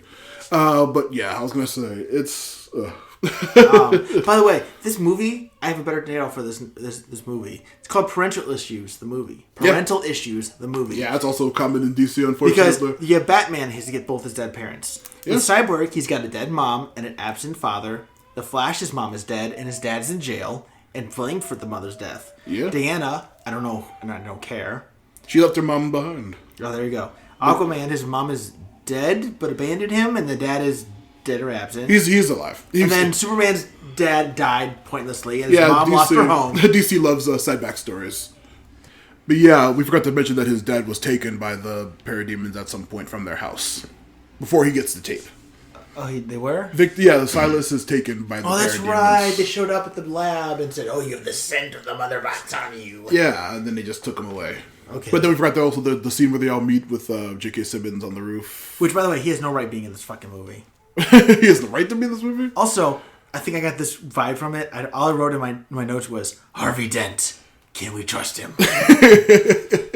Rooftop Jim Gordon is classic Batman. But, like, yeah, that's everything's going to come back. Nolan's movies, just to go back to those for a second, cumulatively, I would probably say are still better than this. 1,000%. Yeah. This movie sucks. But, like, they're so iconic. Every aspect, even the bad aspects of them, like, you know, Bane's silly voice and the... Oh, you were born I was born in the darkness. Your spirit? Molded. And like, the sound mixing is always insane in Nolan movies. Gotham, I am your salvation. You think that gives you power over me? Even to this day, the amazing Harley Quinn TV show, the Bane is literally, it looks like normal classic Bane with the lucha mask, but it's like he's doing that voice. He's doing that silly voice, and he's amazingly funny. Oh, Batman! I have a quote, by the way, from Leanne here. She said, "The movie tries to be taken seriously by being serious, but isn't serious enough to be good." Yeah. And I feel like that's a perfect quote for this movie. It could have absolutely done. She's absolutely right. Because a movie doesn't need to be... It can be I feel like an important part of a film, especially whether it's... No matter what genre, is it needs different parts. I feel like humor... comic relief in horror films can be cringy, but sometimes it's needed. Yeah. You need that... Like, that's why Scream was so iconic. Not just a parody of it. But it was spooky and it was scary and it was gory, but those fun moments stood out. Yeah, and it made it actually enjoyable. Because it's if you eat pizza all week, by the end of the week you're gonna forget pizza's just going to have a taste. If you have pizza once a week, you're going to remember that a lot more because you're tasting the pizza, but then you're having all these different things into it, but you remember what that one taste that you had, how it differentiates. Yeah, absolutely. Like I said, all the other movies, people are pissed whenever people compare the Marvel and DC stuff. Like, oh, it's not all dumb joking. You go, oh, Marvel always undercuts the fun, serious scenes with their stupid jokes, and they ruin their tension. And it's just like, no, they can balance it well. These movies don't balance it at all because they're so dour and serious. But they could straight up like unrepentantly be as dour as they could, and they could work still. I mean, that's why Flash was good in this movie, because he was the comic relief, and he did a good job of all these serious, gruff idiots. He was the only one who was memorable because he was lighthearted with it. He saw the fun in things. Batman's allowed to be this when he's next to hopeful Superman and whatever woman it is, and then practical, OP Wonder Woman. Practical, and then Aquaman just being, he can be aloof. He can be aloof and goofy as well in any show. He can be he's a character, a lot of variety. But I mean, that's what made Young Justice so good and made Teen Titans so good. Like, you remember a lot of personalities. Right, Robin was the serious one. Beast Boy was the comic relief. Cyborg was the brains. He was kind of the combination of the two. Yeah. He was serious when it was called for, but he was just as goofy as Beast Boy a lot of the time. Raven was the buzzkill, while Starfire was the innocent one. Yeah, everyone worked well together. To the team. Yeah, they all brought different personalities, and they weren't just that version of themselves. Yeah, they all had multiple aspects of them. So it made them interesting to watch. Like, Starfire was the innocent, optimistic one, but then you'd get moments where she was, I forgot about the moment where dude comes in and starts using basically the N-word of Tamarinians. Yeah, that was a crazy episode, Which, and even Static Shock did that too with human characters. Yeah. Like, that... How many TV shows from that era talk about racism in that kind of way? Absolutely. Well, freaking even Young Justice. Homelessness and abusive stuff. Yeah, this is, once again, Ed's about to get on his damn platform about Static Shock. Static Shock is one of the best characters. He's underutilized. Violently underutilized. Violently. Great fucking character. Watch Young Justice. He has a great bit of being the only single loser in a gang of a bunch of people who are all hooking up. Was that Shock? Yeah. He didn't just...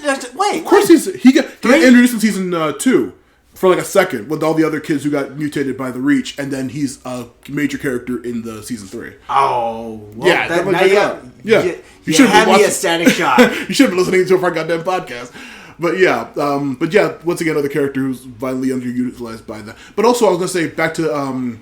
we didn't really cover it because we're all over the place in this goddamn thing. The CW shows, I have a lot of problems with. They get incredibly stupid at points. We're talking about the CW, Arrow, Flash, Black Lightning, Batwoman, they go Legends of Tomorrow, and Supergirl. What about the wasn't there one with Gotham? Was that part of Gotham? This? Was not. Gotham was a different channel. Okay, but yeah, they all get offensively stupid. They go on too long. No, because Arrow was whatever from the beginning. That show was literally just copy paste Batman and Control F Batman. I have the first season thing of Arrow. Yeah, I think you got it for me. Yeah, I think I did buy that for you. I'm sure I bought it facetiously. That show is literally just like Batman, but you replace Control F Batman and put Green Arrow in instead. It's just literally totally not Green Arrow. But then the Flash season 1 is probably one of the smartest that any of those shows ever got. And then it immediately becomes the most stupid, goofy, bullshit, terrible, bad writing. Oh, boy. But, that was all to say, Black Lightning, Season 1, fantastic. And that character, whenever he's with Static, because they're people of color but they also have electric powers, it's always humorous, like how in Justice League people thought that he was his son. And he gets that all the time. But, they have a lot of good chemistry in Young Justice as well.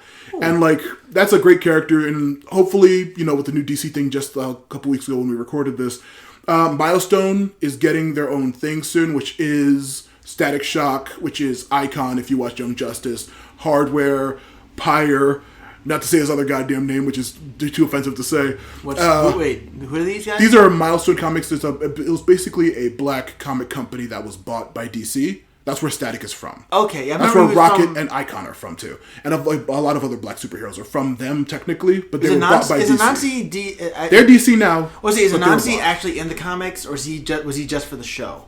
The Static Crew I barely know at all. Which he was the African superhero with an anti. Oh, the spider. I think. Which another great reason why like Static goes to Africa, because whatever, and he meets that, and he's like, I get to see another black superhero, like an adult superhero. Yeah, that's what he has. I don't have that at home. Yeah, because he's too far separated everyone in his hometown. It's mostly a villain, right? Because it was it was all kids, a gang. It was a gang. Yeah, that got and everyone was a minority, save for the one token white dude. I'm like, we're gonna put in a special for you, just you. We're gonna watch a couple of episodes of Action Toon Bros. Pick the top 5 episodes of Static Shock. We're gonna watch them. And we're gonna discuss them for hours. Okay. Yes. But not right now, because I'm going to say, that's a little project for you to throw together for us, because we do need to cover this movie. We're only on part 4. I just want to talk about Static Shock now. It's a great series. It's a great series. Static Shock's so fucking good. But now we're on part 4, Change Machines. Aren't you excited? By the way, when they're on the rooftop, how is the Super Speedster the only one who didn't just vanish? Yeah, I think that's just the joke. Right. And there's also heroic action music for stair climbing. Oh, God, yeah. Strikers Island is when they have the big giant fight. That's where they fight, and then the wall of water comes in at some point? Yeah, they rescue the hostages from that big long fight with Steppenwolf when they first have their actual fight, and they all get beaten up pretty thoroughly. That's right. It was stupid, it was dumb, and it was pointless. Actually, no, what did I write?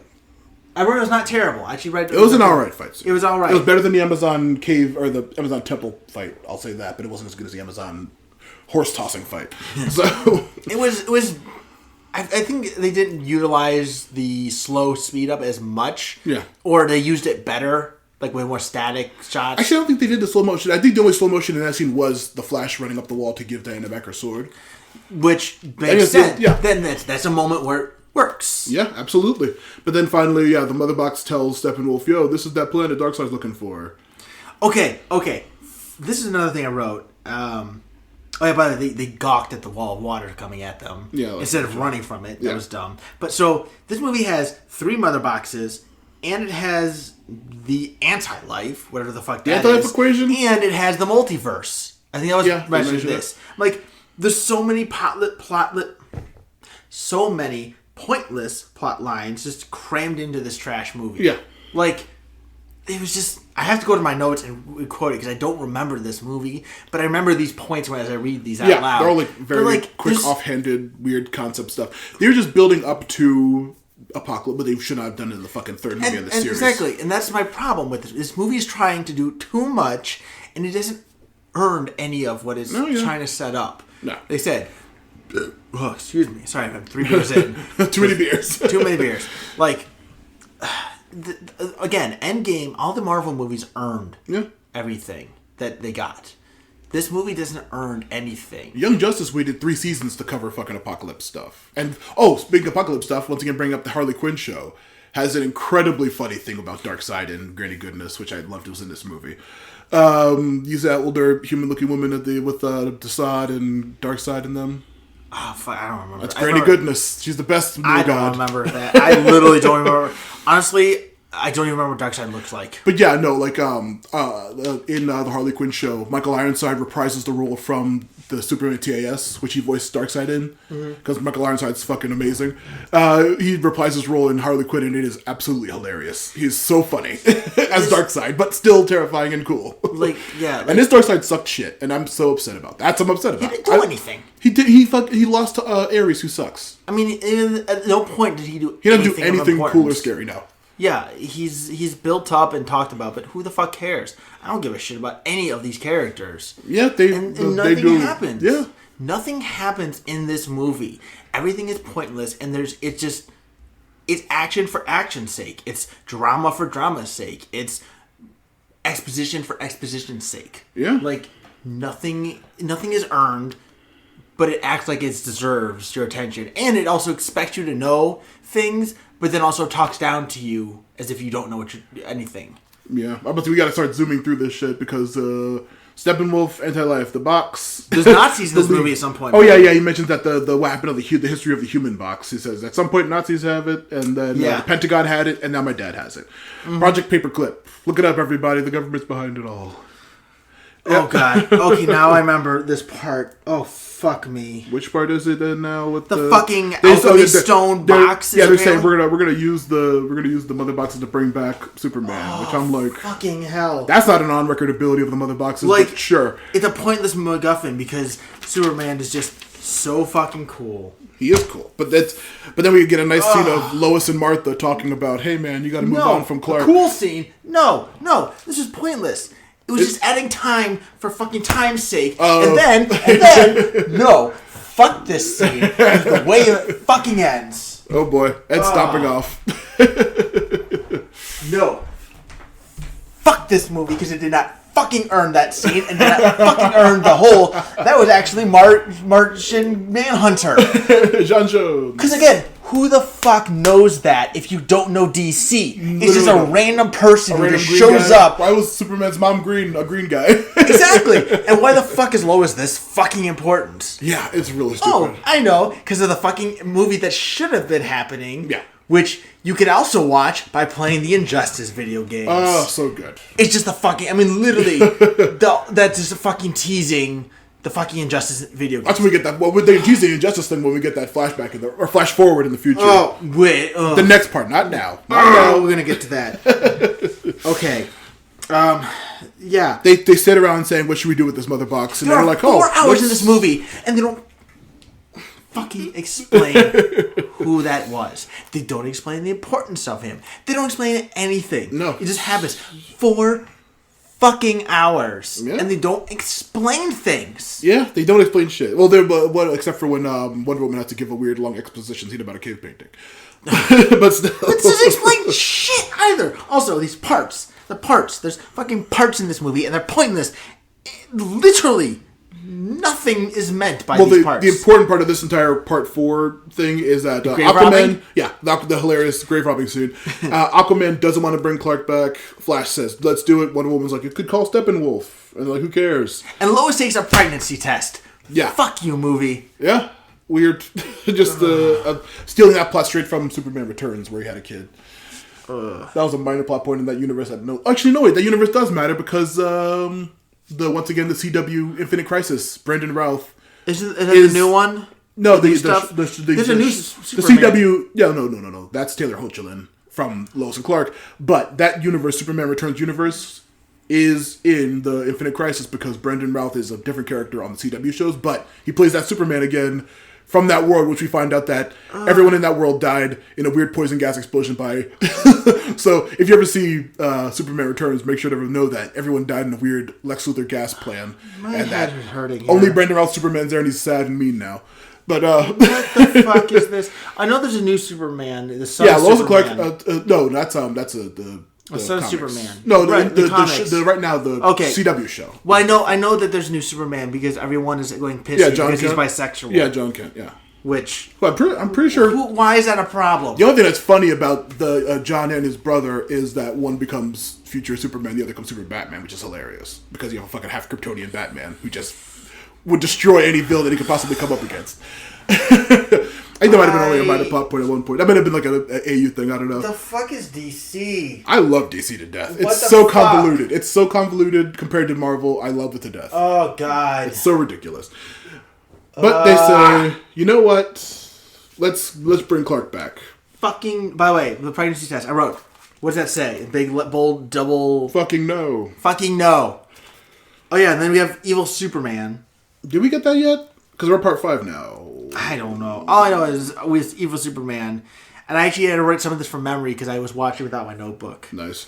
Because this. Yeah. Oh no, yeah. The grave robbing is part 5. All the King's Horses, Cyborg and Barry dig up Superman. Diana bonds with Arthur for no reason about the Atlanteans and the Amazons having a history or something.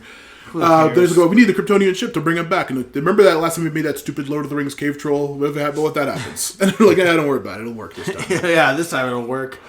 And they bring him back. Silas goes to his lab and they say, "Hey, get everyone out of there. We're gonna bring him back." And this is when we get the first. Yeah, we're gonna drop the box from the sky. It's gonna touch the water at the exact same time that the electricity from Barry's gonna activate him. What?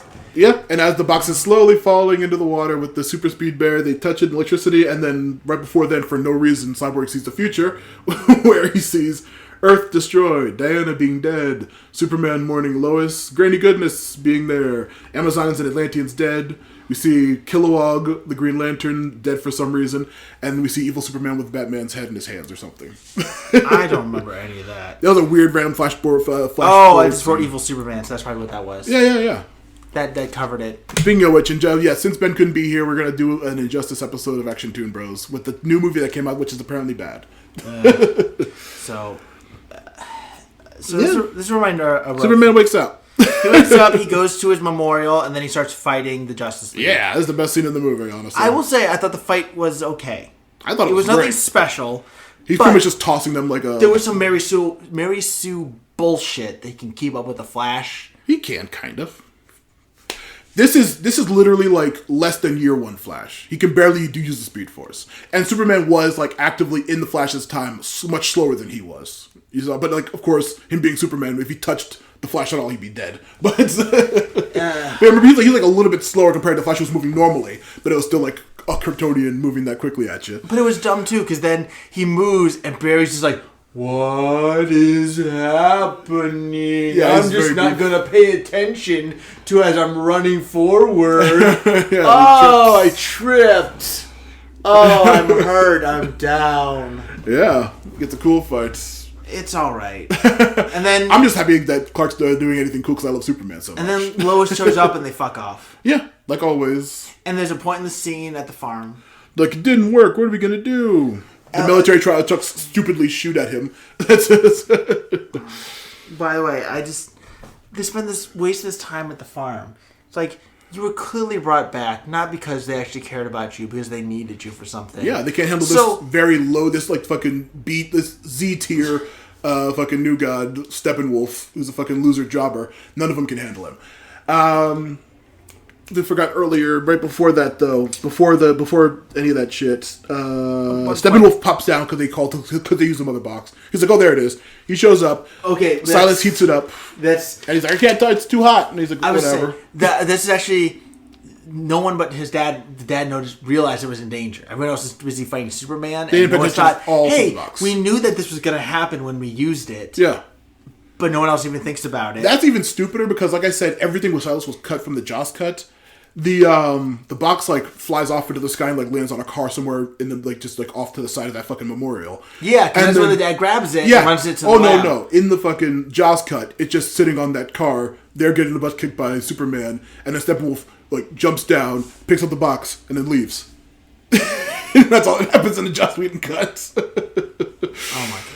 At least that's what he used, that dumb superheating laser that's been in the background the whole time with Ryan Choi, the Atom, the second Atom. Okay, this actually, I will say, his death scene was actually one of the only scenes that this movie earned. Because he's a great actor and he was the only one who cared about. The character... Yeah, not based on the character as much, but the acting was so good. The character was flawed, but the writing gave him a good redemption arc. Yeah. And at this moment, Cyborg watching his dad do this. Yeah. Thinking... And at first you think he's trying to destroy it, and he gets blazered into oblivion. Yeah. It was sad.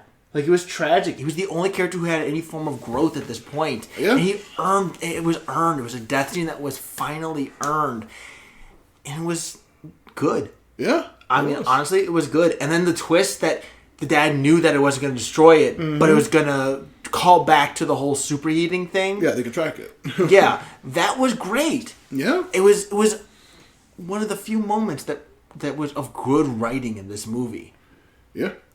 And again, I feel like that was the Heath Ledger of this movie. The actor created this individual that people connected to and cared about, whether they were good or bad or evil or whatever. Yeah, he was an amazing part of this movie, and now he's out of it. Yeah. So, by the way, so now we go to the Batcave, which that scene was painful. Like, do you remember in high school when I wrote that stupid alien script? Do you remember that? Vaguely. That really cheesy, bad sci-fi script? Vaguely. That's what this bat scene feels like. Bat scene? The Batcave. Oh, when they're all like, we're all screwed. Oh, that part, that's the end of when Steppenwolf booms away. There's a fucking other part. No, I'm saying, yeah, when Steppenwolf booms away and then they're like, Aquaman's like, this is all your fault. We have evil Superman and Steppenwolf. It's all screwed. It's like, no, the core's superheated. And then, bam, part 6, something darker.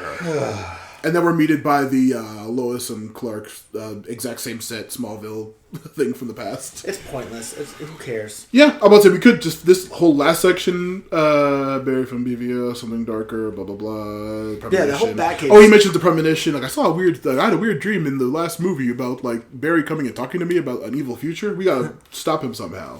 But yeah, this Batcave scene is literally it was fucking my cheesy script, it's, oh, well, he used this, so if we use this and do that, we'll be able to take him out. But if we don't take him out, then we should be able to do this, and that will stop him. But if that doesn't stop him, we're going to do this, and that will definitely stop him. And because this is clearly a script writing thing, the last option is going to be the option that works, and we're going to take some lumps in the first two plans. Yeah, it's all... Literally, that was my fucking plot. Yeah, I'm about to say, this is where, we're just, going to fast forward through this last whole section of, they figure out the plan, they're going to go to the fake Chernobyl, and they're going to stop Steppenwolf. They have a big shootout gunfight. I wrote Superman dick sucking scene is so confusing and boring. I don't remember what it is. Oh, the scene where him and Martha are just walking around the farm. I'll tell you, I fast forwarded through that stuff. I don't give a shit about Lois and Clark. Edgy. Honestly, I love Superman. I really don't give a shit about Lois. She's the least interesting part of any Superman thing, she is actively bad in this movie. Because also she's the idiot who threw away the spear in the last movie that caused Clark to get killed. But it's all dumb. Yeah. Amy Adams is a not good version of a character that's also not very good. I don't blame her again. You don't blame her for what? For her character being bad and pointless in this movie? That's not her fault. Listen, if you were paid the money that she was paid to be in this movie, you would have taken it. She's like one of the top billed people for this non-character. Yeah, I know. Exactly. Which she earns it in other films. Like Enchanted, which, by the way... she's an amazing actress. Oh, yes. This movie is bad, and she's bad in it. Oh, yeah. The character's bad. Yeah. By the way, everyone's edgy. Also... Literally edgy? Okay, like Cyborg? Okay, what the fuck... Everyone's fucking edgy in this. It's a first Flash. What the fuck is... They say the ship wanted to fly. What ship... What are they talking about? Cyborg can talk to machines, Yeah, I figured that out. Was that the Superman ship they're talking about? Oh, no, they're talking about the Justice League plane. The Justice League plane or whatever that Batman was building for himself. The bigger Batwing. Earlier, he was like, it's not flying because he doesn't want to fly. And then he's like, he wants to fly. Fucking Lord. Entirely pointless scene. Yeah, that made no sense. You couldn't even see what it looked like. Every ship is the same. There's no distinction. We never got like an outside view of it. It's not like it's the fucking Quinjet from Avengers or the X-Jet from X-Men, which is also both significant but look the exact same as this stupid plane. So. You know what? Again, going to Marvel, you know what ship does not earns all of my fucking respect?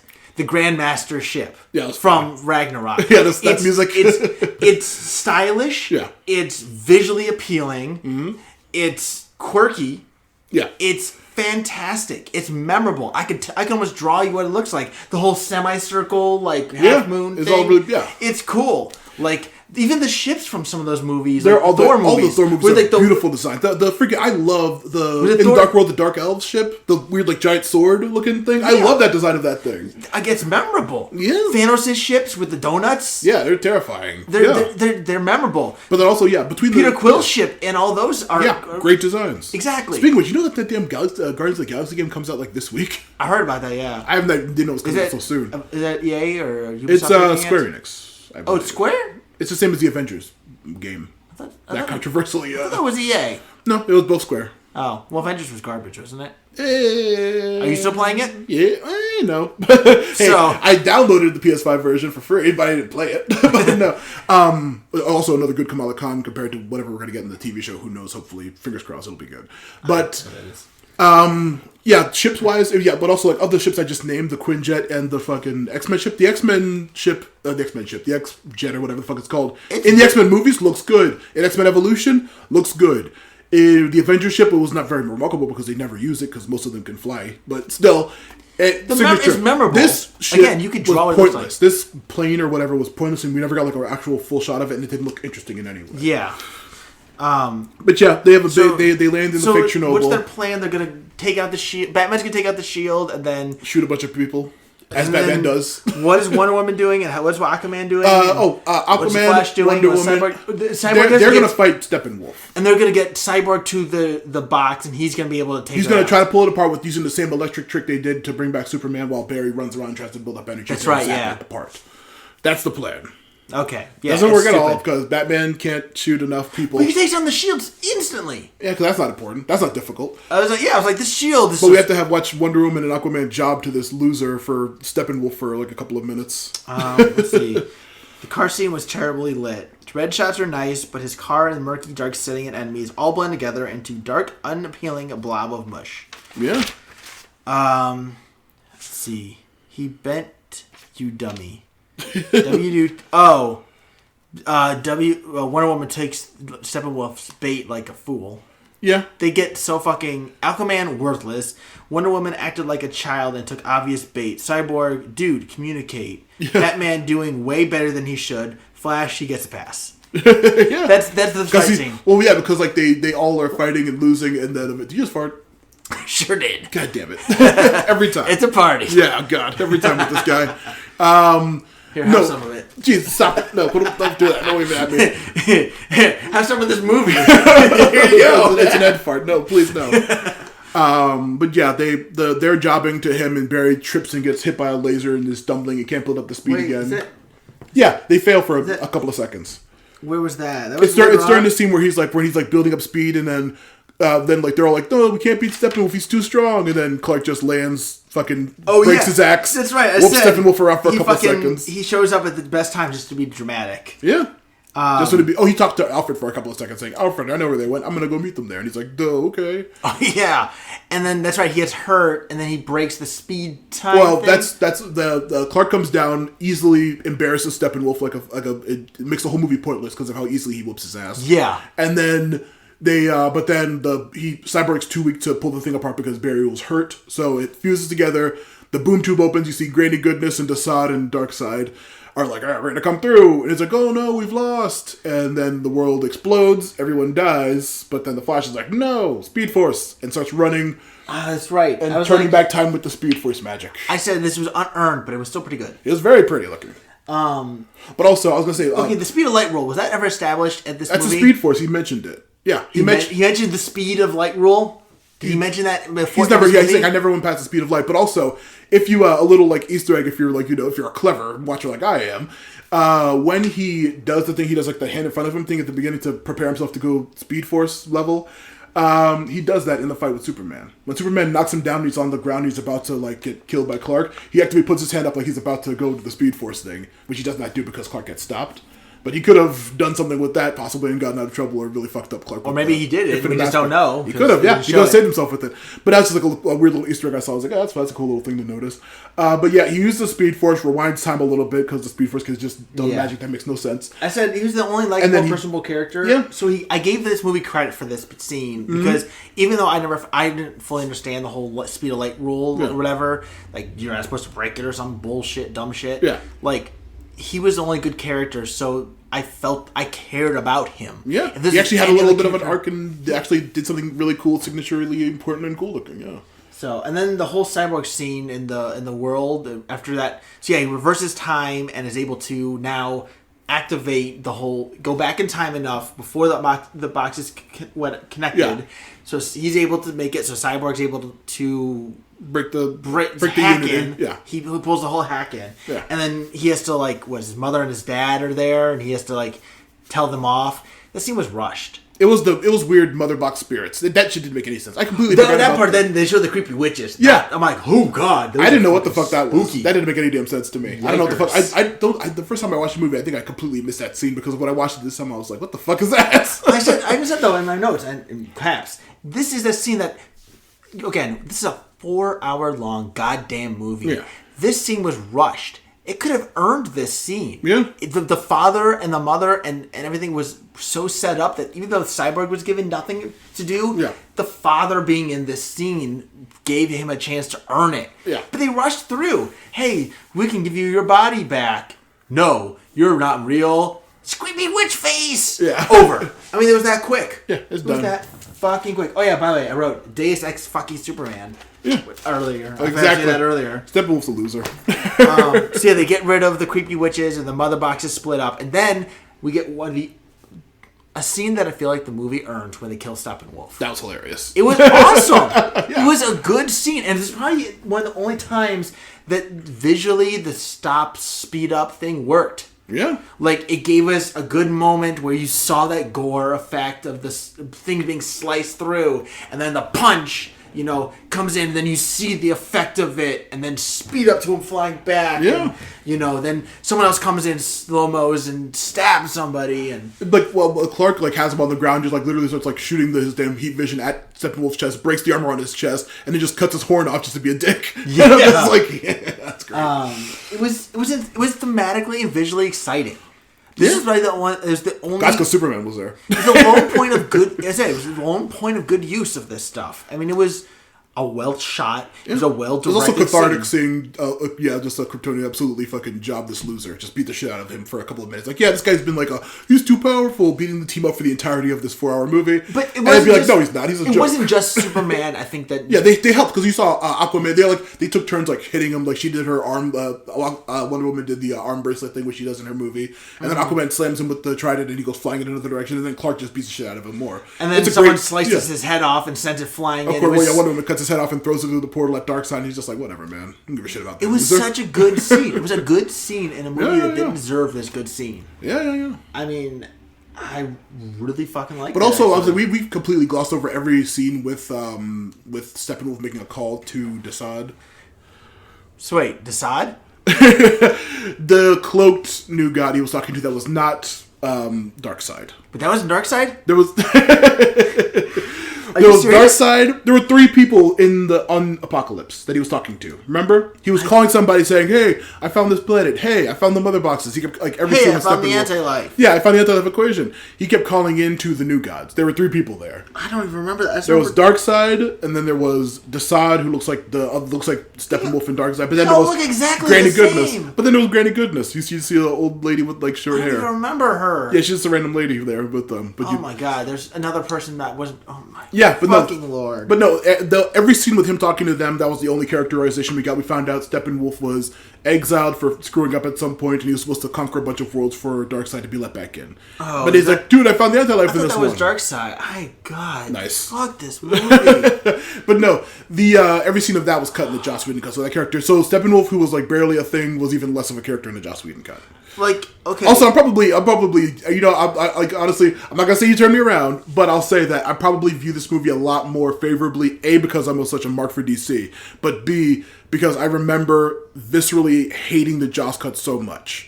I hated the Joss version of Justice League so goddamn much when I saw it in theaters. I was pointless, but this. This one is much longer, but much more. There's a lot more characterization for the little bit of characterization there is. Nobody's remarkable. No one stands out whatsoever. Okay, whoever made the character designs needs to get never work again because they all look the same. They look really bad. Everything looks really dingy and similar. The Amazon area looks similar to the weird ruins that are the Atlantean stuff. Like I said, you see James Wan's visuals in Aquaman. They are fucking beautiful. This movie is just awful. It's, whatever. I like it. It's tons of problems. But, by the way, they kill Steppenwolf. They destroy the mother boxes or whatever they have to do with them. Yeah. And so the plot's been wrapped up. The boxes have been split up. The villain has been killed. Superman's back. They form the team. And there's 30 goddamn fucking minutes left of this movie. Yeah. And then this is actually the best 30 fucking minutes almost. Oh, absolutely. And it's at the same point, it's the biggest fucking cock tease. I have blue balls from this movie. They're blue. Do you want to see? Yeah, well, dude, even worse. You want to see? Yeah, okay. No, God, no, he's doing it. No, stop it. Well, even worse because this movie, like I said, was the either 3rd or 4th one in this goddamn series, in this universe, that now is a ton of movies further beyond. And this was supposed to set up another movie.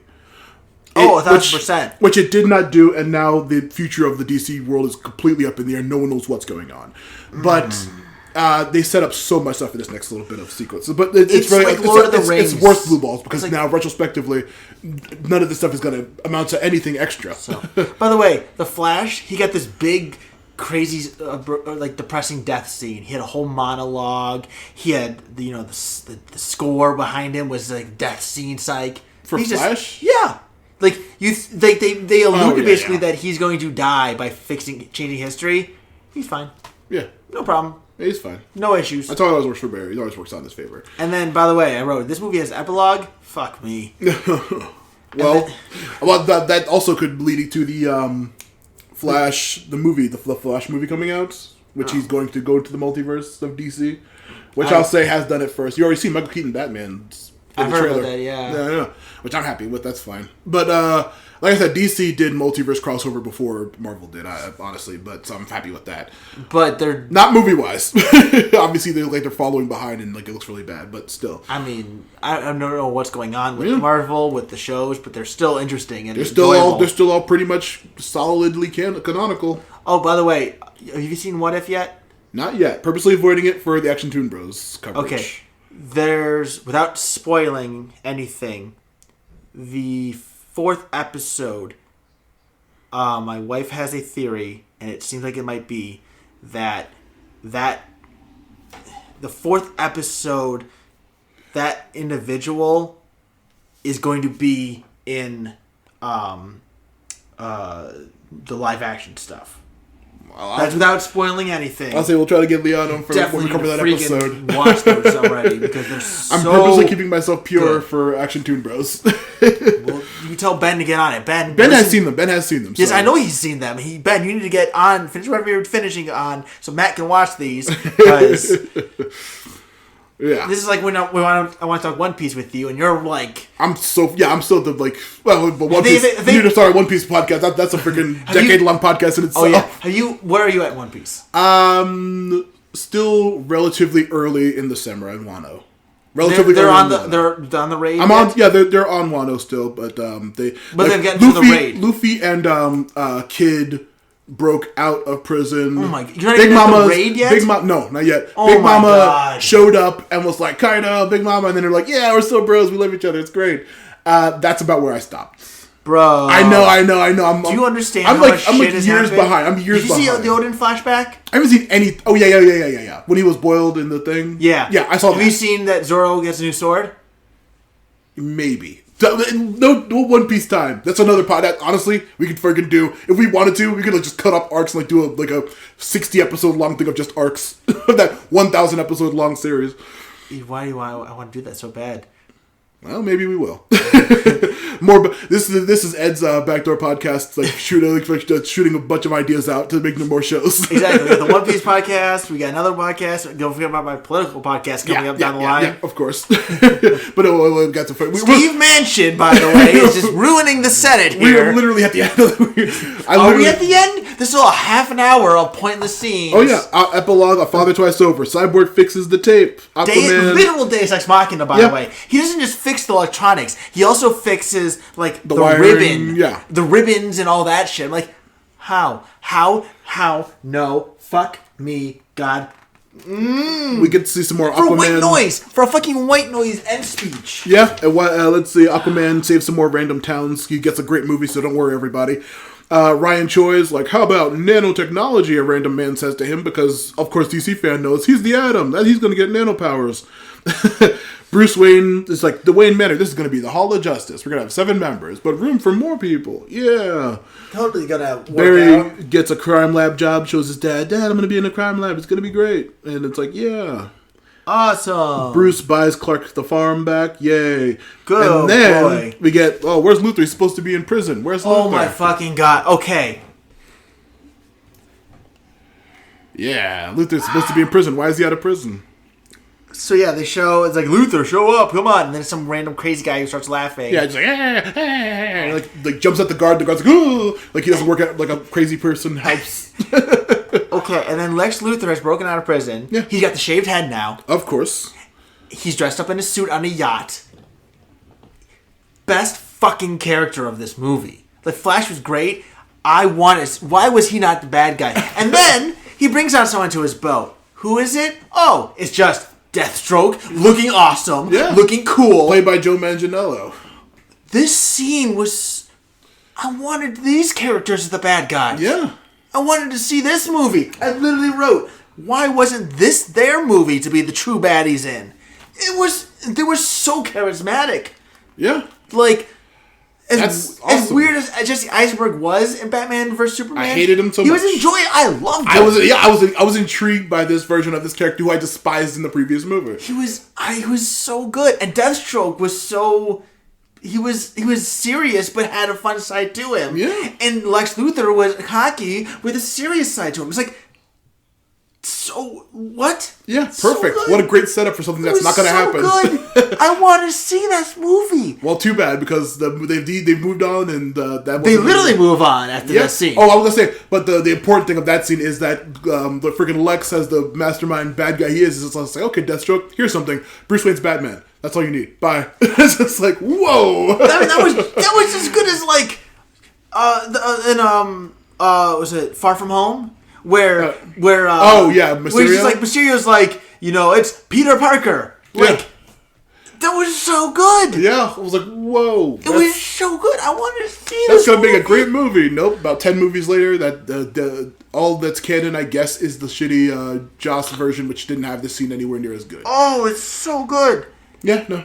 And then we just fuck off to the future. Yeah, we're in the future again. The weird nightmare, I think it's called, or something like that. This universe, or this weird future thing with Injustice, Superman, and then we got a long weird scene with Joe Manganiello's Deathstroke being good on the good guy team with Batman and the Flash, and Amber Heard is there as well, and is somebody else there with them? Cyborg. Yeah, Cyborg still in his weird jaggedy outfit. Batman 2. Yeah, I said Batman. Yeah. Okay. And they meet up and they're like, "What are we gonna do? The regime's gonna get us if we don't, whatever the hell." It's like, by the way, post-apocalyptic future, like, destroyed city, like, it looked like freaking the third Resident Evil movie, where everything's gray, like brown. Desert, somehow the town. It's color, actually, for once. It's actually a distinct landscape. And also, for real, DC heads, you can see in the background that there's those weird giant fire pits that are on Apocalypse, meaning somehow Darkseid won and turned the planet into, like, Apocalypse or did something. he?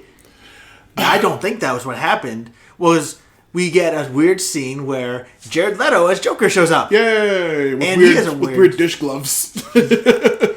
And it's weird. And then Superman, it's like, he found us. Yeah, but Superman comes down and looks all evil. Yeah. Because they keep saying, because there's the whole, Lois is the key, she's the answer. Yeah. So my assumption was this is Injustice where Lois gets killed and Superman turns evil. We saw in the Flash when they were resurrecting Superman, there was another flash of like Diana dead, and like I said, but the thing in that we see like him holding a skeleton or something, and Darkseid like putting his hand on his shoulder, like consoling Superman. So presumably something happens.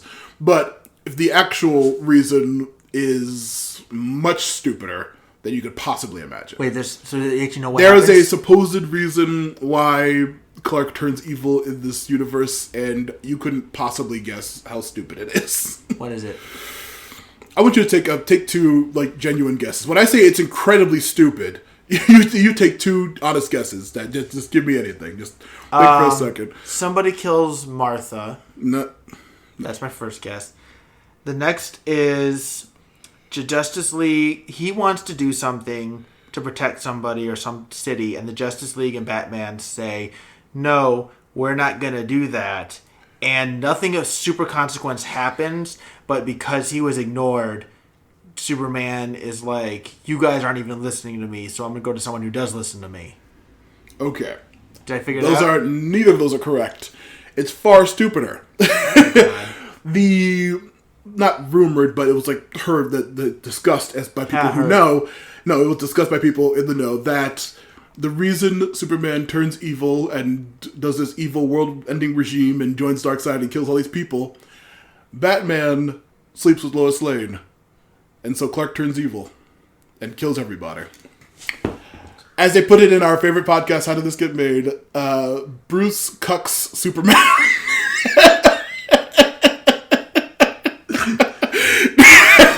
And he kills everybody.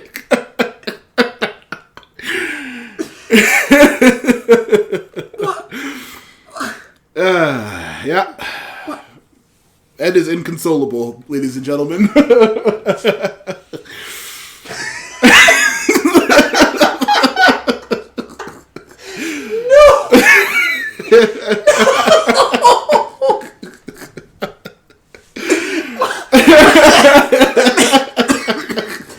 That makes this note that I wrote even funnier. I said, why did we not watch this movie? So what you're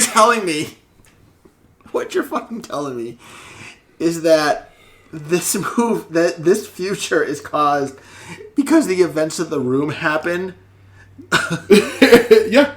Storyboards of Zack Snyder's Justice League sequel reveal Batman and Lois's child plans. Batman, oh my god. So basically, Batman is Mark. Lois is Lisa. I'm fed up with the world. And then Tommy laces everybody.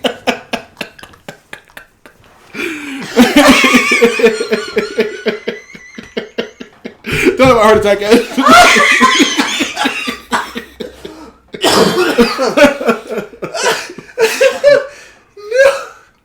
No. Oh my god. Can we give Tommy Wiseau playing the next Superman? Yeah, I wish. Yep, after a 5-year shift in time, Justice League 3, the Flash would travel back to tell Batman, Lois lied to you, you're the father.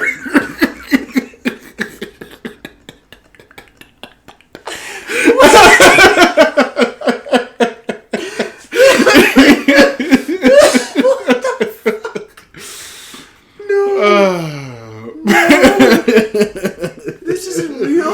Oh, it's 100% real, buddy. So I don't remember what the Joker said.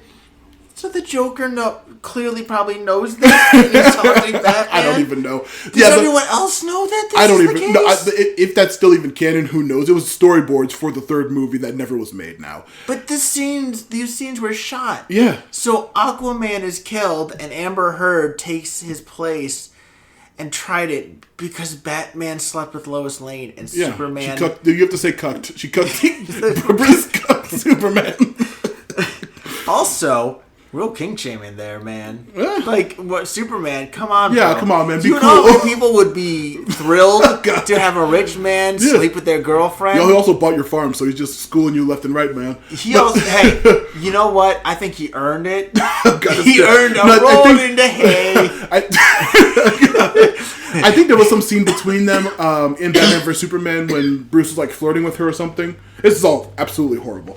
But oh my god, the conversation between Jared Leto and Bruce before that, he's like vaguely hinting that he either killed Robin, which is the outfit, the Robin. That's right. They showed in Batman vs Superman, there was an outfit that said like ha ha ha or whatever. Mm-hmm. But he said there was a theory that Jared Leto is not original Joker. He is Jason Todd turned into a crazy person because he's so much younger than Bruce and he like looks different and all those other aspects of it. Why he is who he is. And I really subscribe to that theory, but then this movie, he like says really vaguely, you don't send a boy to do a man's job, and he's just like, I'll kill you, and it's just like, they're not really clear what their relationship is in the past between these two, because this is the first time we had them actually talking to each other. Yeah. They didn't talk. I felt like you said something about, like, killing somebody. Yeah, well, Bruce talks about having Harley dying with him and saying, make sure you kill Joker. Oh, that's right, yeah. Which is sad because Margot Robbie's friggin' Harley is absolutely fucking dynamite, great in everything she's in. I still need to watch Birds of Prey. I completely forgot. Birds of Prey is another DC movie that you definitely need to check out. She directed that, right? No. She's a producer on it, but she's heavily in the like editing and the choice of the character and stuff. That movie's fantastic, and then immediately the Suicide Squad follows up from that, and they are both just that trilogy is really like fucking shitty. Suicide Squad, Birds of Prey, fucking fantastic. The Suicide Squad, fucking fantastic. Because I remember seeing like also she's been in more talk about like how like in the first Suicide Squad, like she was very overly sexualized and had like the pigtails, she did hairstyle, and the super tiny shorts, and then she still has a bit of the flirtatious look in Birds of Prey, but it's more practical. It's more practical, but also she's also like going through a lot of stuff, and she's just like definitely feels like she's more in charge of what she's doing, and it's such a good movie. She was a woman in control versus an object for visual pleasure. Yeah, she's really fantastic in all those movies. She's an amazing actress and does. Even in Suicide Squad, the outfit her aside, and Will Smith are like absolutely killing it. And of course, Viola Davis, who's just a dynamite. The Diablo dude, I loved him. Oh, Diablo, yeah, that whole everything. Like I said, that movie, there's tons of aspects which are much better than this. The plot. I mean, honestly, the biggest issue was the plot made zero sense and had zero fucking point. And horrible editing. That too, which was more like David Ayer will say, he'll like freaking scream till his last breath that was 100% WB producers screwing him over. Man, last WB minute. does not know what they're fucking doing. I don't even know either. But well, at least with live action shit, because they used to be the bomb back for. They still killing with they just announced another season of freaking Young Justice for the Action Team Bros to cover, and I'm like, hell yes, that series is always absolutely amazing. But we need more hero origin like that. Like, I mean, Teen Titans. Yeah, there's so many. Again, Teen Titans Go is not terrible. It's very, I'd say, like, it's pretty damn funny. It's just tonally, people were upset.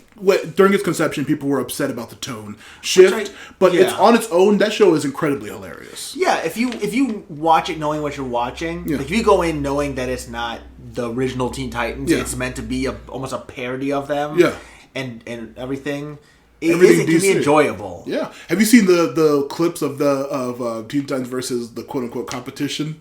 No, I don't think so. Oh my god, dude, it's amazing. It's DC. All the DC characters are dead, and the competition is like the giant building that's the competition just pulls out these claws and these shields and these lasers and this big hammer to fight them, and it's just like it's absolutely amazing. That sounds entertaining. It's really, really good. That show is like way like funnier than it has any right to be. But Go is really funny. Yeah. But Young Justice is like that's the serious action story and character driven DC that I wish they would push, because there's so many characters that they could absolutely be utilizing from that alone. That's why I think that they need to do that. You said take all those characters and put, because you could do a Young Justice movie. Yeah. Give us a Superboy movie. Give us an Aqualad movie. Give us a Robin movie. Even. Yeah. Give us, I mean, all these different characters. There's tons and tons. In like stuff like Megan. Like she's someone you don't need a movie for. She'd work, and she would make sense into that. The Martian Manhunter movie should make sense. Yeah, there's so much they could do, but like and Static. But then there's like we need their movie plans are all over the place. They don't know what they're doing, but hopefully they'll figure it out.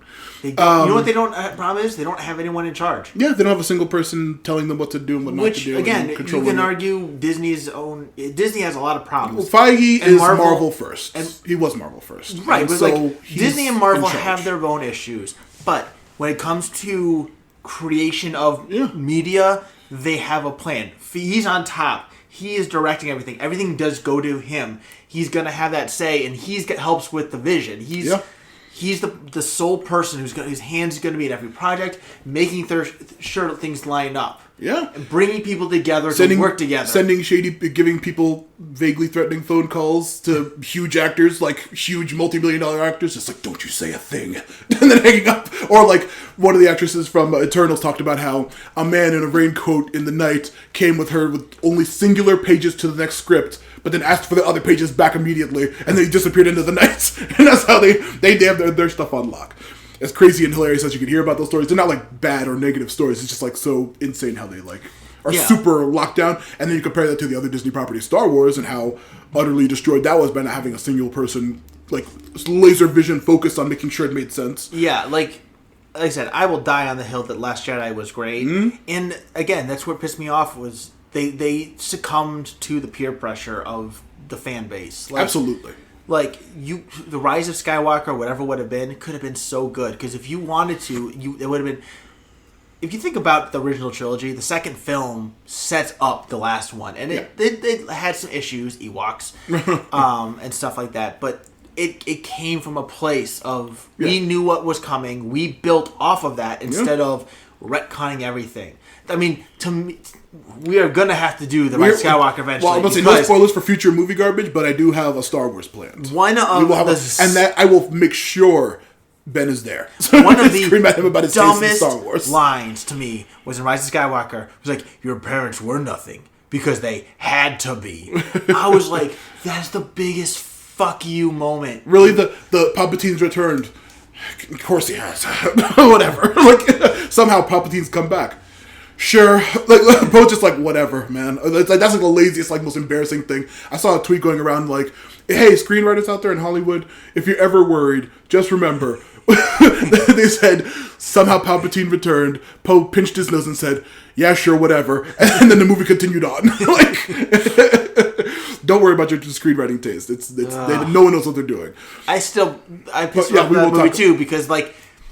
We still are like 5 seconds from the end of this fucking movie. I mean, who fucking cares about this movie anymore? Like, okay, when they're in the Sith temple and they had all those random people, those should not have been real people. That should have been literally the personification of all the Sith that came before that Palpatine was projecting. Can you imagine if you could have seen a Darth Maul in there? Everybody in that. The whole point of he is the Sith. Yeah. If they were like evil Force ghosts, it would have worked. Exactly. And you could even say, they're not in control. They're part of Palpatine.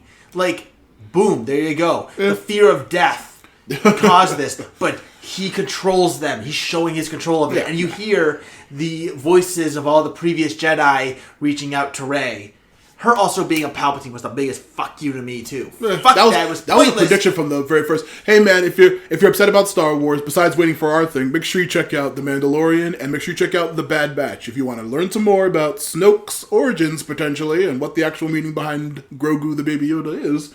Check out The Bad Batch. I still need to watch all this. About to say, I tweeted earlier that I know way too much about Star Wars canon. Kavina bought a freaking Grogu plushie, and she threw it in the back of the car for me. And I was like, hey, put this somewhere. And I was just like, I'm gonna hand him over to Gallius Raxon, Reyes, and Sloane of the First Order because I'm a fucking huge Star Wars nerd and I know these esoteric characters nobody else knows. I'm a fucking psycho. No, but I love Star Wars to death, and I'll talk about it. Well, this has already been way over 2 hours. Our Star Wars episode is going to be twice as long. I'm going to non-stop stop every 2. Oh, and also, spoiler for that, I'm gonna bring my 2 Ahsoka lightsabers, and we're gonna borrow Kavita's custom gigantic red lightsaber. We're gonna have them just going the entire recording, like boom, boom, boom, boom, just being stupid. Oh yes. That'll be a much more funner experience than finishing this shit. Definitely orgasm during that. It's gonna be so good. Star Wars is great. Even the bad ones are great. I mean, Rise of Skywalker has moments. Yeah, we get some. I mean, really, who cares? Nothing was resolved. This movie, the last 30 minutes, is just like the last Lord of the Rings movie, but there's no resolution. Oh, no. It's just a bunch of blue balls exactly. Teasing. Evil Superman shows up, and then Bruce wakes up from a dream. And then John Jones is outside of his window, and just whatever, another alien. Hey, man, we're going to do something in the future. And then roll credits. JK. Yeah, nope. Then the movie's over. Okay. We need to get that out of there. Yeah. Anyway, Star Wars. Okay, Justice League was dumb. It was so dumb, and it was so long, and it was so pointless. I enjoyed it. So much time. I liked some of the action. I liked Steppenwolf getting beaten up by Clark at the end. There were a few good moments here and there. Flash was entertaining. Yeah. But weird but creepy and fun. Batman was pointless. Aquaman was lame. Wonder Woman was preachy and just the token serious badass girl. The fucking MacGuffins that popped up. I mean, this was almost as MacGuffin-y as Rise of Skywalker. Yeah. Almost. That movie was absurd. I mean, that movie was just MacGuffins. if you want to, listen to it. And then fucking it had its own cock teases. Ray, I need to tell you something. Yeah, and then it was nothing but. And it never gets brought up again.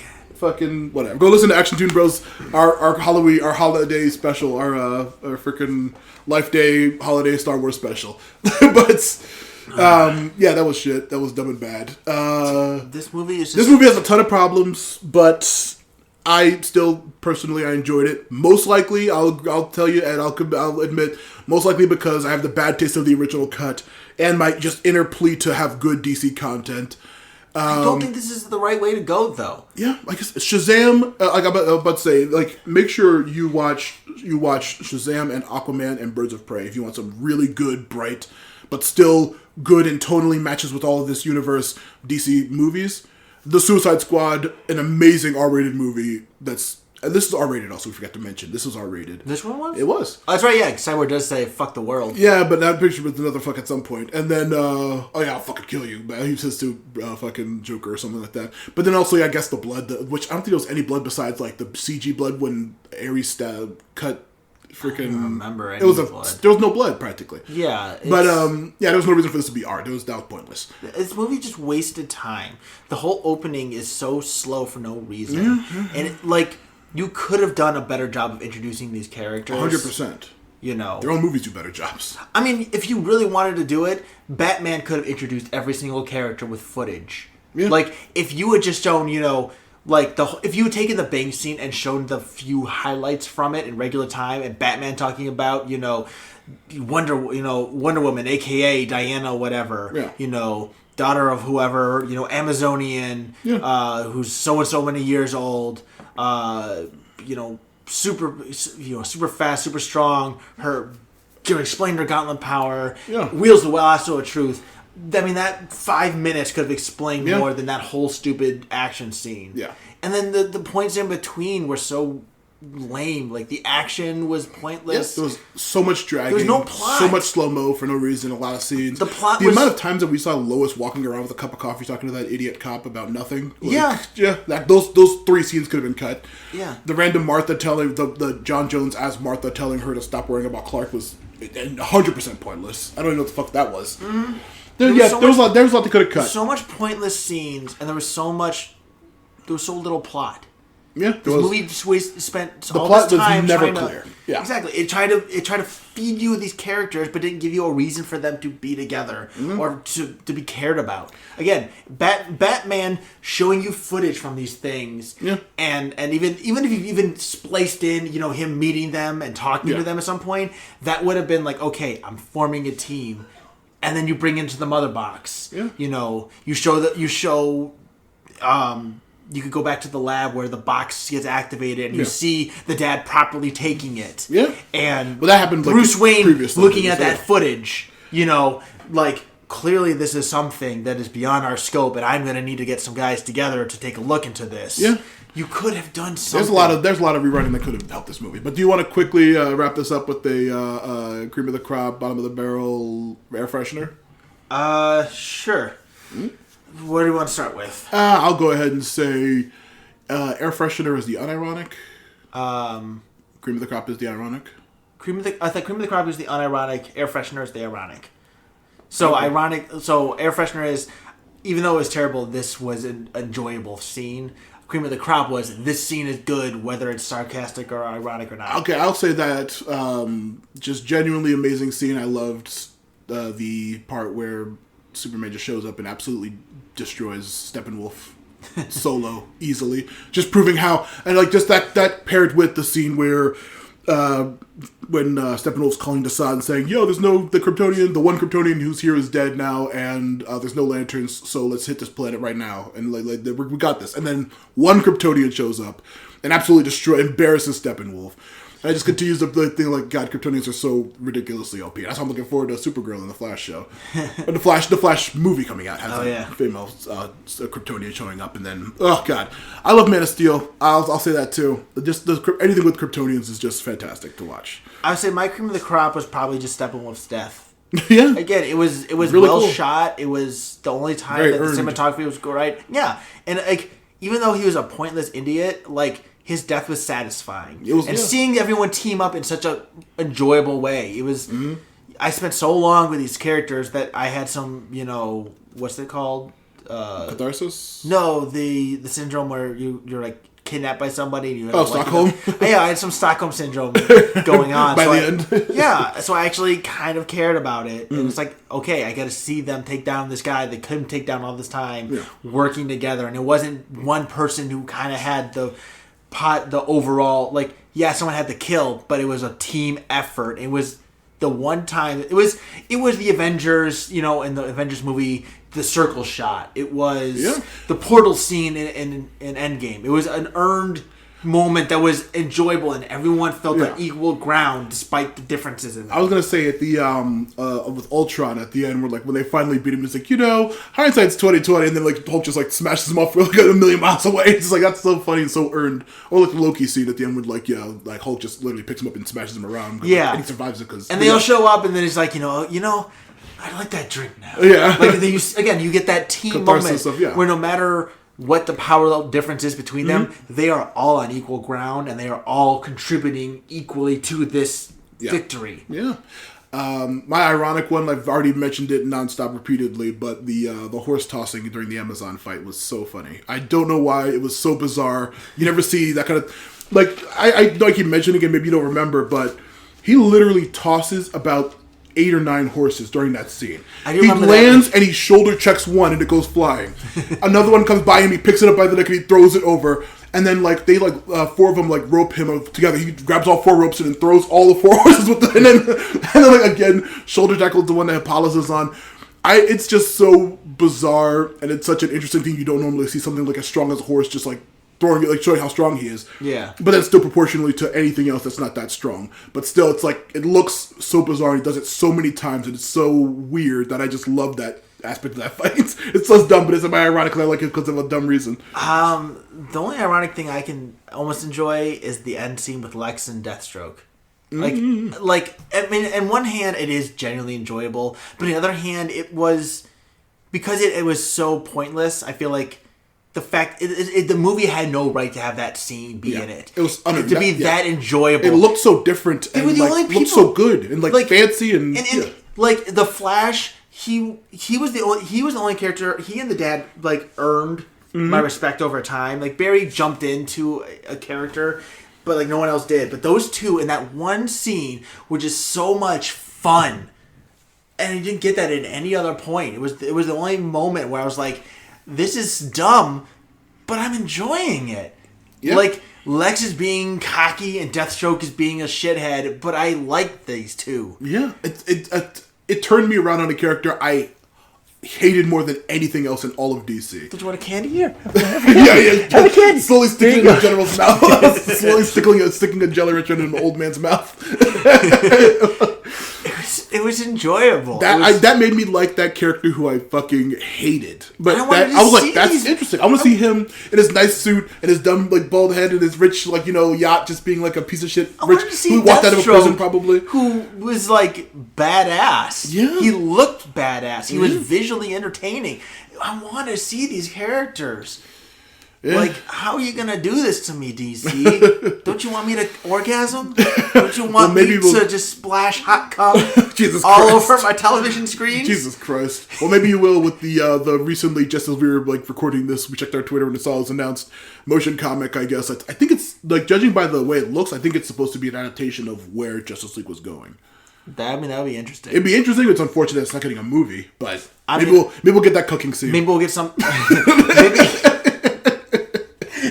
At least, maybe we can get some actual color and visual enjoyment from it. Yeah, it looks really pretty visually, like the motion comic thing I saw in the movie. Yeah, like all of Snyder's stuff, it looks very pretty. For Bottom of the Barrel, there were so many moments where I almost can't choose one because I'll say the fight scenes, except for a very few handful, were so and boring.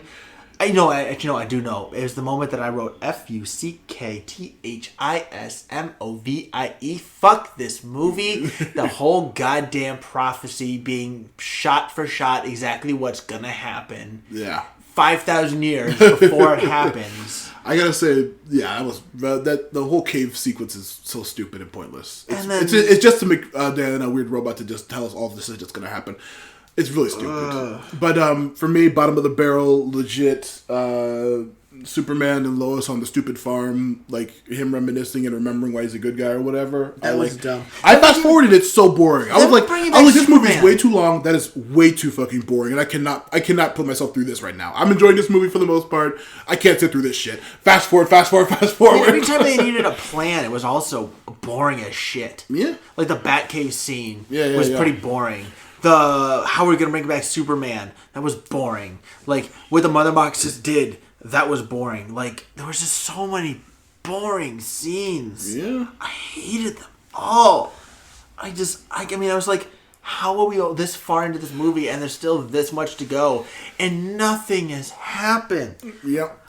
Lord of the Rings, things happen. The plot progresses. Things get a little slow with some of the elf stuff. Them sucking the dick of the elves. Yeah. But this movie, just so few things happen, and I just want. It definitely overstayed its welcome. There was no reason, like I said, I enjoyed the movie. There's no reason it needed to be this goddamn long. They could have cut so much out, and not had a shitty version like the Jaws cut. They could have cut this out and made a more coherent, and also sped up some of those slow motion things to make this movie about 2 hours shorter. The CGI was just awful. Yeah, the CGI could have used more touches, but that might have also been everything. That was After Effects. That they said, 90% of this was shot. They didn't use most of it during the Jaws cut. They reshot everything, a lot of this stuff didn't have effects on it, and it was done during 2020, during the COVID stuff, and so they didn't have the full like aspect of the whole studio's money to like fix everything up to look as good as it could. So like a lot of things like Diana at that like Amazon temple thing or whatever looks like a really bad superimposed shot of her like in front of a nothing. But like a lot of stuff they could have touched up. The flashback with that like shitty Green Lantern and all the Greek gods and Darkseid looking like an idiot.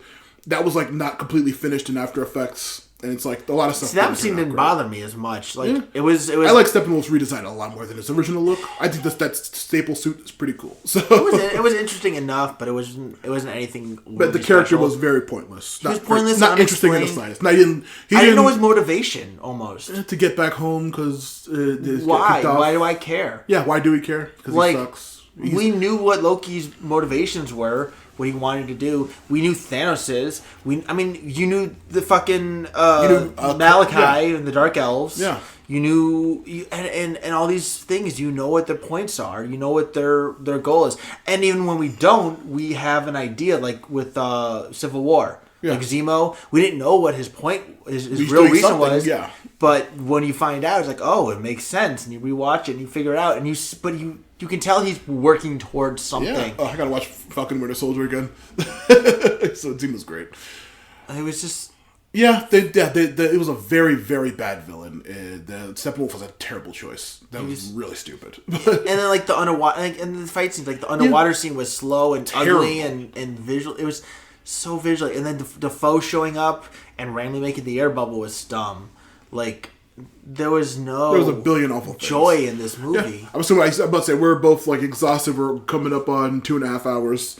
We're not going to do reviews, I assume, because mostly this movie is wildly, mostly positively, fucking reviewed. I'll just say, yeah, but also I was going to say once again they brought up that the fact that this movie even exists was a result of toxic fandom. The release of Snyder Cut campaigns of all the people bitching about it. I will say I'll say it's better than Judgment. It's I definitely I actually remember parts of this. Granted, I have notes, but yeah. And in a sense, I don't even feel like I feel like this release is good overall because it shows that there are. I hate this movie. Mm-hmm. I definitely hate this movie. I hated it. I was boring. It was awful, but there was I will give credit that I feel like there was a sense of potential passion. Yeah, it didn't resonate with me at all. But I understood that there was an idea behind this, and you could see moments of it at times. Yeah. You could see it was very much his vision. Yeah. And even the end point, you could tell what it was trying to do. It was trying to set up a potential and enjoyable, team up franchise. Yeah. So I don't think it's toxic that this came out. No. A lot of fans were like campaigning for the movie, like really shittily about to get this movie made in the first place. People were complaining about the movie and all that kinds of other stuff. But just like fan complaining got this movie made. But just like fan complaining got a better looking Sonic in the Sonic movie. Yeah. But people don't. But then like industry people are like, fuck. Yeah. But then people are saying like you shouldn't, indulge fans that just like complain about stuff too much, or they're gonna get really entitled. See, there's a definite line because you do have Rise of Skywalker of course. is an example of it. Trying to overcorrect and making something that both sides hated. Yeah, it's hard because I feel like with Snyder Cut, I feel like the good part of it is the director or someone got to take this vision and put it onto film. Yeah. And again, it didn't resonate with me, but clearly it resonated with you. Yeah, I enjoyed it. And everything. And I heard a lot of people enjoying it more so than they did the original. Oh, yeah. And it reinvigorated a bit of a fan base to it. Mm-hmm. The Sonic redesign is another reason. You're taking... If fans were talking about Sonic should be made into a movie... and they listened to that or whatever, or said this shouldn't take place in the real world. This should be the fictional world, and then they changed the plot line for that. Yeah, that's different than this looks hideous. We hate the way that this looks. Yeah, that's taking we need to make it look visually appealing because that is important. The way something looks, the way and it feels like that's why this movie I had issues with is some of those visuals were murky. They were garbage. They just. Nothing stood out. Those alien bug things didn't stand out to me. Parademons, I couldn't see them half the time. I couldn't see Batman half the time. Way too dark, yeah. But yeah, this movie, with all of its problems, and like I said, I'm like pseudo defending it, but like I give all my caveats. It's not even in my top 5 of DC movies alone, because literally The Suicide Squad, Birds of Prey, the first Wonder Woman movie is all right, but then Shazam and Aquaman are so much better than this. They are so much more entertaining than this shit. I want to watch that sometime. Yeah, the Joaquin Phoenix Joker is great. I'm looking forward to the Rob Pattinson Batman movie because that's going to be very interesting. I will say I do want to see that. Yeah, is the Penguin going to be the bad guy? Riddler. Riddler is. There's yeah. Riddler and Penguin. They're both in it. Yeah, Okay. Riddler and Penguin are both in it. Which I like that team up. That's going to be interesting. And honestly, I know people are down on him, like for Twilight. People have turned around on Rob Pattinson. I think by this point they're a lot more favorable. I mean, part of it I think is that he admitted, like straight up, I did it for the paycheck. Yeah. But rewatching those movies, I don't think that he did a terrible job. I think that was bad direction and writing. Of course. I mean, it was a bad script written from a bad book series. Yeah. Mormon fan fiction garbage. But like the last movie is so good. Of course. Like we'll do that. We'll do that eventually someday. Maybe. Yeah. We're gonna do the last one. Oh God. Well, because I want another excuse to watch that movie. Of course. Yeah. It's Well, so enjoyable. Not kidding you. I literally almost peed myself in the theater when Michael Sheen said, "Bring me the child." It'll make me laugh. I literally in the theater, like you know, you like something in someone's cheeks puff up and they literally laugh out loud uncontrollably. That happened. I had to run to the bathroom. I was about to pee myself. And then there was also these 2 old ladies. There's a trailer for Catching Fire, but it was just the logo and caught fire. And they were like, "Oh, that's not a trailer. That's a cheap ripoff," or something. And then in the fight scene when Seth gets killed, "Oh, they killed Seth. I don't like this movie anymore." Oh, God. I'm not kidding. We'll get there. Yeah. Oh God. But yeah, speaking of which, it is. We're going to try to wind down eventually. We have so much we could talk about this movie for much longer, I'm sure, or any other aspect, just random stuff we want to talk about. Where do you want to rank this? So obviously, Freddy Got Fingered still number 1. Number right? 1, without yeah. Willy's Wonderland was number 2. Mm-hmm. What else have we done? We're starting to get to the point where Fantasy Island. Fantasy Island was about middle, yeah. Troll 2. I think Troll 2 and then Fantasy Island. They were like equal because Troll 2 is enjoyable on its own. Fantasy Island was good, but it would yeah. The Banana Splits. Banana Splits, yeah. It was also it's kind of in that same grouping where and then Last Airbender at the fucking bottom for me still. Last Airbender still bottom with Resident Evil 2 above it. Resident Evil 2, yeah. What else do we throw in there? The Hug I can't really rank. I'd probably put that with the others. Just put it directly between Banana Splits and Willy's. Yeah. That's all we've done so far? That's another one. No, I think that's it. We covered that much, I think. So, where does this place for you then? For me, honestly, probably, let's see. Freddy Got Fingered number 1. Number 2... Willy. Was it Willy? Yeah, Willy. Yeah, that's a fucking fantastic movie. And then probably... It's like... tied with Fantasy Island, honestly, right there. So, I'll say, you go you'd go... Fantasy Island, Justice League, Troll 2? Yeah. See, I would go Troll 2, Fantasy Island. And then Justice League? No, Justice League... Oh, yeah, you're much so Last Airbender is near the bottom, and Resident Evil 2 is right above it. I feel like... Oh, this is hard. I'm actually going to put it between them. Really? Wow. I'm going to put it between them near the bottom, second and last. Because it was sluggish and slow, and like... way longer than it needed to be. Resident Evil 2 had a few visual effects that I enjoyed. Yeah, like the Nemesis. As terrible and stupid and Mary Sue as that movie is, the Nemesis looked fucking great. Uh-huh. And he deserved much better than he got in that movie. Oh yeah. Last Airbender was so painful. Yeah, but at the very least, it was over fairly quickly.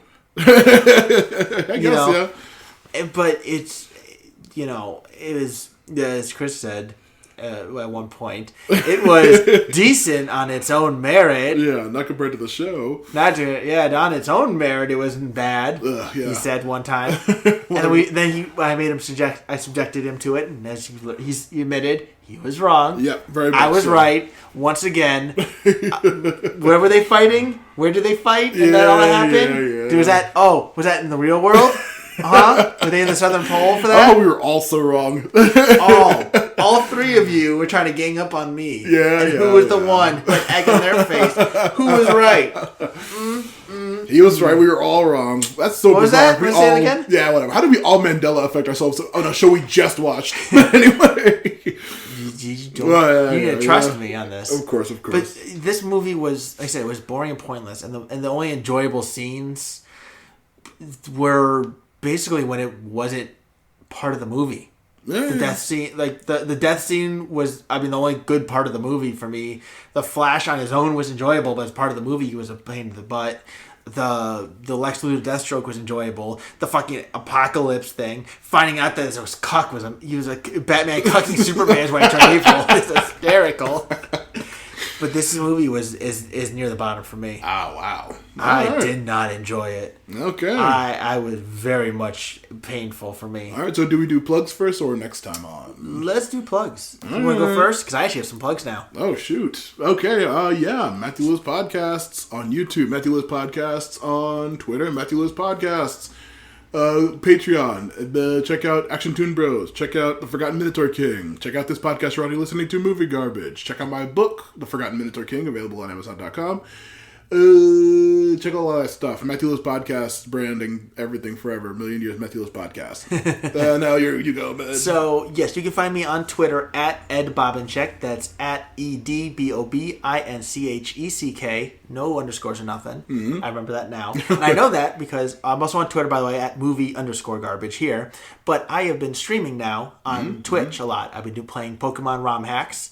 My main content that I do on every Tuesday between 8 p.m. and 11 p.m. Eastern Standard Time is I'm playing a hardcore Nuzlocke of Pokemon Emerald Kaizo. Yeah. Where they have upped they've added in Pokemon, changed around stuff. It's really hard. I have not made it past Roxanne. I'm on attempt number 10. Okay. I've had 2 attempts, ended on my first encounter with a Weedle. Those VODs will be available soon, I hope. I'm going to get stuff on Twitter here going forward. Nice. Or Jesus fucking Christ. Too many beers. On YouTube, which I gotta get the name of because I'm not using my main thing for it. I think it's going to be Thamkin something. But you can find me on Twitch at Father_Bohawk. Father spelled normal, Bohawk, BOHAWK. I do stream also other stuff. I do playing Pokemon Kanto Black, which is Fire Red, but with 5th generation and 6th generation Pokemon added on. I'm playing Pokemon Snakewood, which is a ROM hack of, I believe, Ruby, but it takes place after the events of the original game, and there's demons and zombies and all that. It's super crazy weird. And all that. I'm playing... I've done some other ones too that I'm doing Renegade Platinum every so often, which is another it's a Drano. He's another guy who makes hardcore ones. But I'm doing a hardcore Nuzlocke at that, which, by the way, hardcore Nuzlocke is level caps and no items. Some games don't let you do it, but level cap is basically I can only hit as high as the gym leader's strongest Pokemon. Oh, wow. Yeah. That's why Roxanne is hard. I've made it to her a few times. That gym is a pain in the butt. Roxanne's that Miltank? No, that was Whitney from Whitney. the Gen 2. Yeah. Roxanne is a rock type. She the one? She have braids, red hair? No red. I don't think she has red hair. That's Flannery. Okay. She's the fire one. Oh, yeah. That gym is a pain in the butt. Which one's Roxy? I can't remember. She's hard to remember. I don't remember if she was in the shows ever. I think I like black hair. She's a bit younger. So, you can find out who she looks like. Tune in at that. What was that again? At Father_Bohawk. All right. And by the way, check out the Twitter. What's the Twitter? But it's I'm Murder Cupcake on DeviantArt. They've done some art that I've used on my channel, and I'm in contact with them to try to get a profile picture commissioned. Oh, yeah. So we'll have more official stuff coming soon. Dope. But yeah, that's what I'm doing. I said I stream about 3 to 4 times a week now. Tuesdays are the definite ones. Emerald Kaizo, 8 p.m. to 11 p.m. Sometimes it goes a little bit longer. Sometimes I'll come on a little bit. I won't start until 8, but I'll be on. Right. Yeah, it's a lot of fun, and I love it when people get a chance to watch it. I know it's a bit late, but even if you could join in for the first 30 minutes, I always love to have anyone there. So, yeah, I got you. And I'll tune in more often. I just say anything. I'm getting your death glares over here. Hey, right. don't put words in my eyes. I put words in your eyes. All right. So it's my turn to choose for the next time, Yep, right? Yep, it's all you this time. So I'm going to go with one I have not seen, but comes from a coworker that recommended it to me. And I saw that Peter Jackson has something to do with it. It's a 1987 film called Bad Taste. Sounds vaguely familiar. I have never seen it. Huh. It looks cheesy. It looks over the top stupid. I don't know if it's going to be enjoyable. I don't know if it's going to be terrible. But I feel like it's got a good name with Bad Taste. Yeah, I'm sure it'll be leave a great taste in our mouths for this movie. So that is going to be next. Right. I think you can see it on Tubi. I was Tubi? looking it up. It looks like it's free on Tubi. It says, Oh, is it a horror movie then? I think it's like more sci-fi. Okay. It definitely looks like a sci-fi. It might be like one of the sci-fi gory ones. Like basically, from what I've read about a little bit on it, it basically seems like Mars Attacks but low budget. Oh boy. That's gonna be real bizarre. And small town, I guess. Of course, yeah. All right, we're going from literally big budget, multi-million to a weird horror movie on Tubi that I've never neither of us heard of before. I said so. If it's good or bad or not, it's all thanks to my coworker Pat. All so right. Pat, if I enjoy it, thanks. If I hate it, well, I'm sure I'll tell you before we record. But I'll let you know if it's officially thanks to you. So. All right. Well, ready to wrap up the episode? Thank God. How long have we been talking about this movie now? This has been 2 hours and 43 minutes. Oh my God. We almost hit 3 hours. Yeah, I know. I if I wasn't already tired from talking about this for so long, I'd be like, let's just bullshit for 15 more minutes. Now we're good. We'll save the extra long episode for whenever we do a Star Wars thing. We can hit 5 hours on that one, Yeah, you exactly. think? All right. You know, I told my wife that if we had recorded yesterday, like originally planned, Yeah. that I would have been home by 7. Yeah. We would not have been home. I would not have been home. I would have been home just at 7. If we had started yesterday. Probably. Assuming we started at 4. We still did this much, yeah. Yeah. Oh my God, this movie was awful. That movie was all right. It was so... I'll put it mid in my rankings of DC movies specifically. I'll put it mid. It's just, for me, it's down at the bottom. I didn't care. I just wanted it to be over, and then the few moments I enjoyed were ruined. Really, everything good about this movie gets ruined. Yeah, like I said, I still remember what came before. Batman vs Superman, fucking, I despised it, and the Joss Cut was fucking incomprehensible garbage. Yeah, so this was a step up for me. And see, that would be what the distinction that comes, is that I'm not comparing it to those. Of course especially not. all the other stuff you've seen that is good. But like all the bad stuff, I don't remember them, and I don't care about it. Yeah, I'm invested. I need DC to be good. The whole opening, I was justify like, my fandom. What the fuck movie am I watching? What is this whole thing? And are you trying to bullshit for 50 more minutes? I'm really not. I just want to keep talking about this. Like, just get out how much I hate this movie. Of course, yeah. Seriously, I did not like it. Like, I literally wrote 13 pages of notes, and they weren't just like little, like, some of my notes sometimes I'll have like lots of gaps. No, Mac can attest. These are, like, there's no gaps like in this. full notebook paper. Yeah. Line to line, margin to margin. Yeah. I mean, I would literally pause this movie to write a paragraph on my thoughts, because I'm like, I need to see what's going to happen, but I have some serious thoughts about this movie. Yeah. And it was just painful to watch. Yeah, well, I forgot to say next time, tune in for our Injustice episode where Ben has probably not seen this movie, but we'll have some more DC thoughts with that piece of shit. I mean, no matter how bad it is, can it be worse than this? Well, dude, there are 2 other DC movies before this one that are much worse. Like, I can't imagine putting myself through the Justice. Martha. Martha. I can't imagine putting myself through that again. Why are you wearing hockey pants? That's a good note. Like, and as you know, we've been Harvey Dent. Where are the other drugs going? Fuckface. Where are the other drugs going? Fuckface. Why are all the other drugs going? Harvey Dent. Check out Pete Holmes. Can we trust him? Harvey Dent. What this city needs is a guy who can do whatever. Check out those Pete Holmes freaking skits. They're so good. They're honestly they're better than the first and last movie. Sure. So I got one last thought on this movie. This movie, it just wastes so much time with pointless, unimportant bullshit, and it just tries to make you care about characters that aren't likable, with action scenes that slow down, but then speed up. Well, you're hacking the Jared Leto Joker voice he did in this one. Slow down so much. And it's just so terrible. And everything good that happens in this movie, it gets ruined so quickly. We're still 14 minutes short if you're trying to stretch it out. I wanted this movie to end from the beginning, and then in the middle, I hated myself. And then at the end, I finally wanted more. Flipping an Al Pacino. And then the end, it just gets going. Let me see your hands. See your hands. Let me see your hands. Dunkachino. Did you know it's a real drink? Real? Yes, it's real. Oh my god. It's a shitty hot chocolate and espresso drink. Jack and Jill, that's right. My wife Attica, latte lights. This whole Destroy the trial's film. out of sight. They put me back in with hazelnut too. Caramel swirl. I know it was you.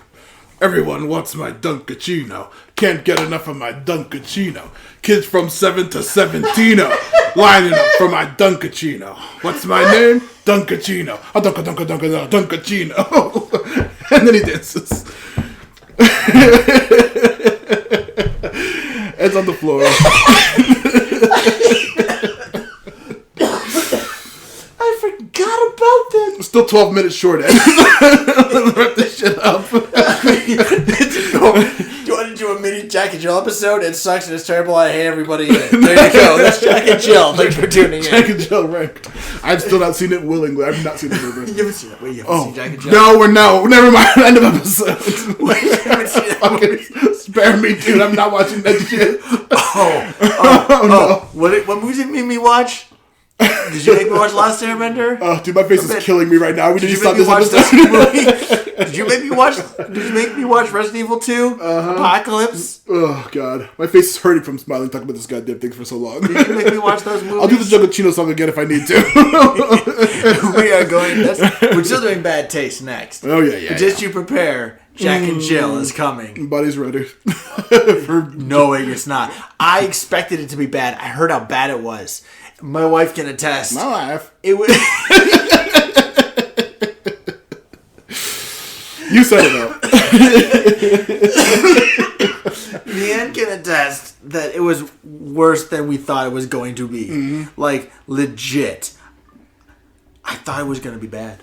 But I thought, it's Adam Sandler bad. Like, it's got some fun parts, but oh my god, bro.